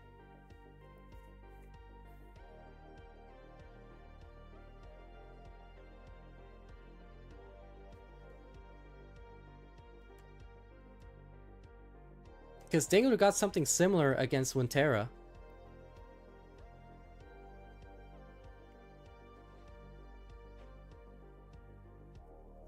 Well, now we do. No, I'm kidding.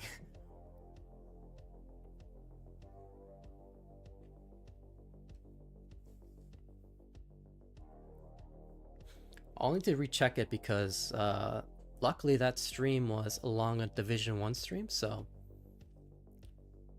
I can check the VOD. But increment of 2. Yeah, TT beating Maisie's PB.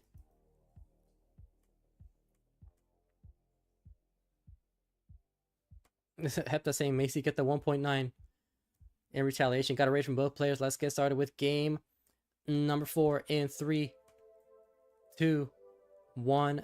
Tetris. Not gonna lie, I was not watching the countdown, so I might be off, but I'm trying to find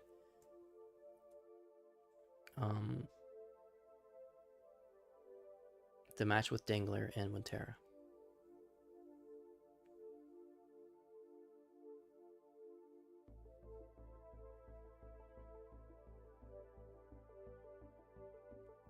No, that's Dangler and Doodle.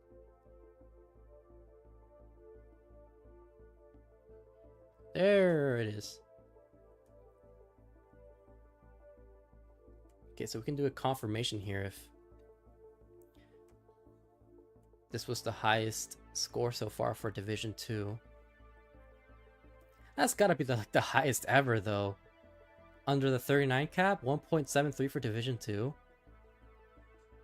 Or not, you know, if it's not, if it's higher than Dangler's score.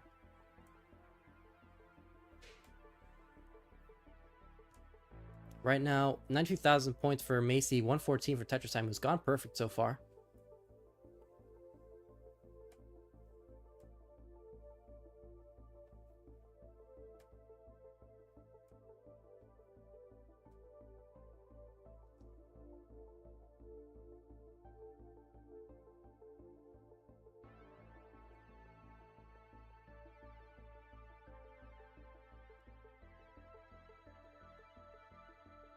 And I'll Tetris Time with a couple of burns.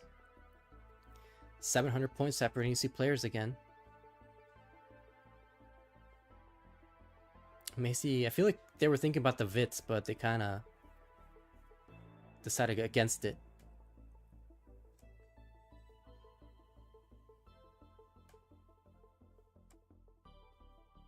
At 1.3 there. Maisie. Okay, I think this is the game where Dangler got that 1.7 or whatever. TetrisTime with a Lombard Pensy. Solves it. Maisie with a clear stack. Now 234.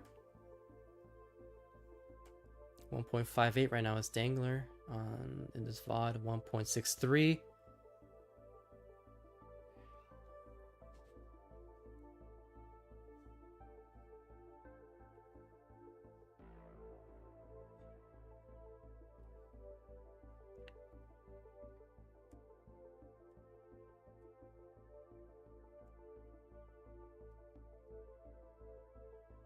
Looks like Maisie's trying to dig out of the situation, and they are clean.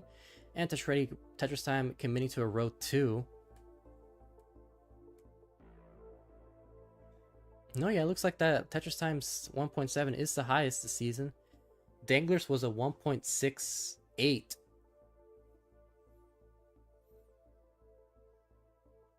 So, that's pretty crazy.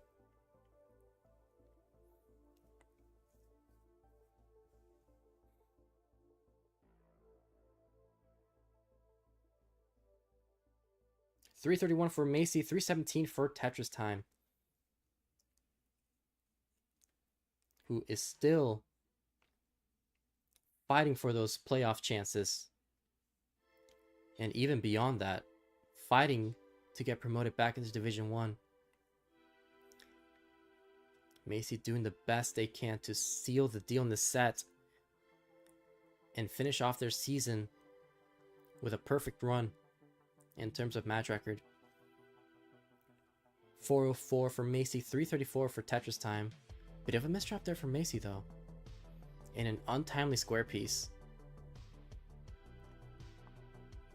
Gonna solve it with a couple of burns. And now they're clean. Slightly more efficient still. At 408, 383 for TetrisTime at 101 lines. So we're about to reach yet another 19 transition.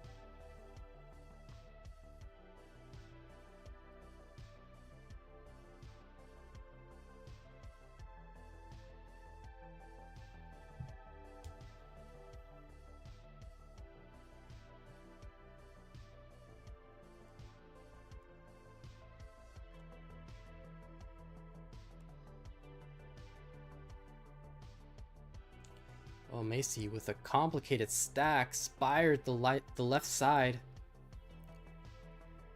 Simul Tetris, but is doing a great job at cleaning out this stack. A couple of Tetrises and they'll be okay. 506 for Maisie, 497 for TetrisTime. Both players can set up a few more Tetrises before the 19 speeds.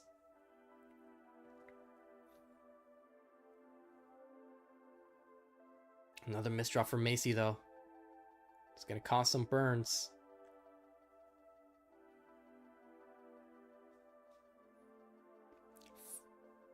TetrisTime set up for this final Tetris. Transitions at 566. Now they're going to transition higher than what Maisie will transition with if they get this next Tetris.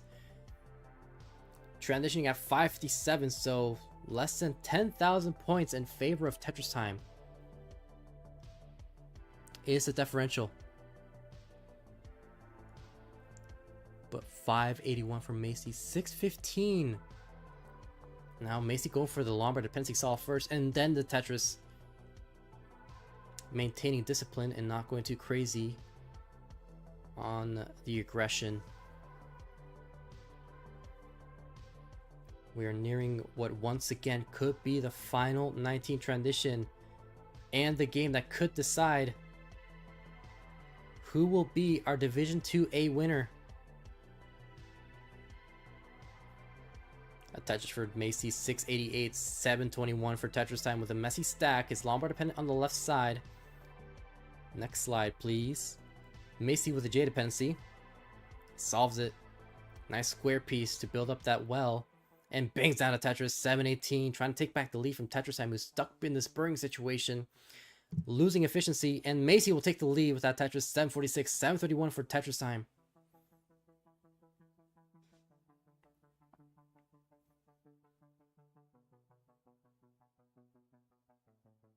So with this efficiency, Maisie is looking for a high 1.1. So is TetrisTime. Both players getting in 800,000 before level 24. Actually, TetrisTime with a couple of burns will get it at level 24.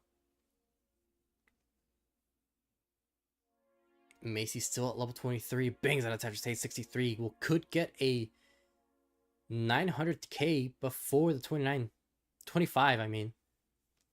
Gets along for Tetris 895. One more. 857 for TetrisTime, who's ahead in the line count. Gets along for Tetris. Bit of a slideshow again. Another Tetris for TetrisTime, 924. Maisie getting a bit of a drought forming. And gets along with her Tetris. And another one for the slightly off of a one-off. At level 26, TetrisTime is gonna be open. Both players experiencing the same drought. I could not even tell how many pieces that was for TetrisTime because their board froze before I could get a final count in.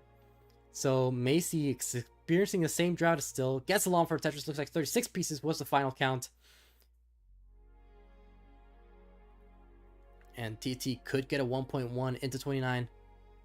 Maisie stuck, doing some burns. Can score 3 more Tetrises, and TetrisTime is going to transition with a 1.1 into the 29 speeds. Maisie solving this J dependency as TetrisTime kind of hangs a couple of pieces. Needs to survive the situation. This could be curtains. Maisie's Tetris ready. Waiting for that long bar. TetrisTime stuck digging. Needs to hit a 5-tap on the left side. A 5-tap is crucial. And hangs the long bar on the left side. That's going to do it for the set. And Maisie, I think at this point, has cemented their spot as the winner of 2A.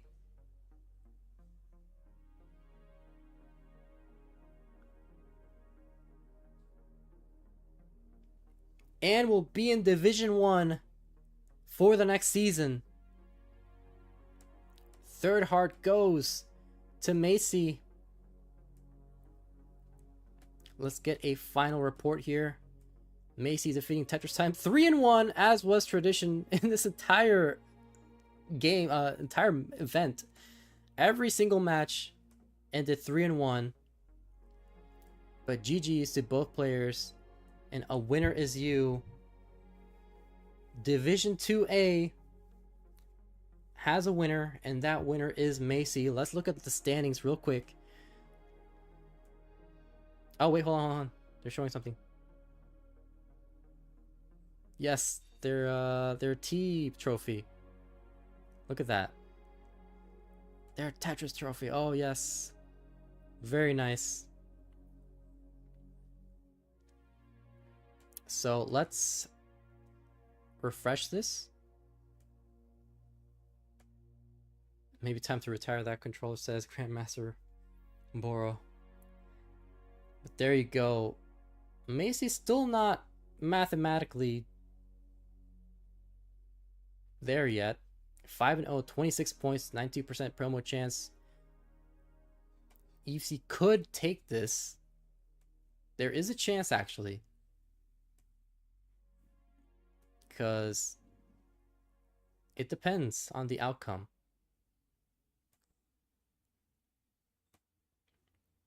So things are still looking tight here, but at the very least, TetrisTime cannot really, has lost a lot of chances to get into the playoffs. It is possible. EFC versus TetrisTime is still a match that is pending though, so that's gonna be a very, very exciting match there.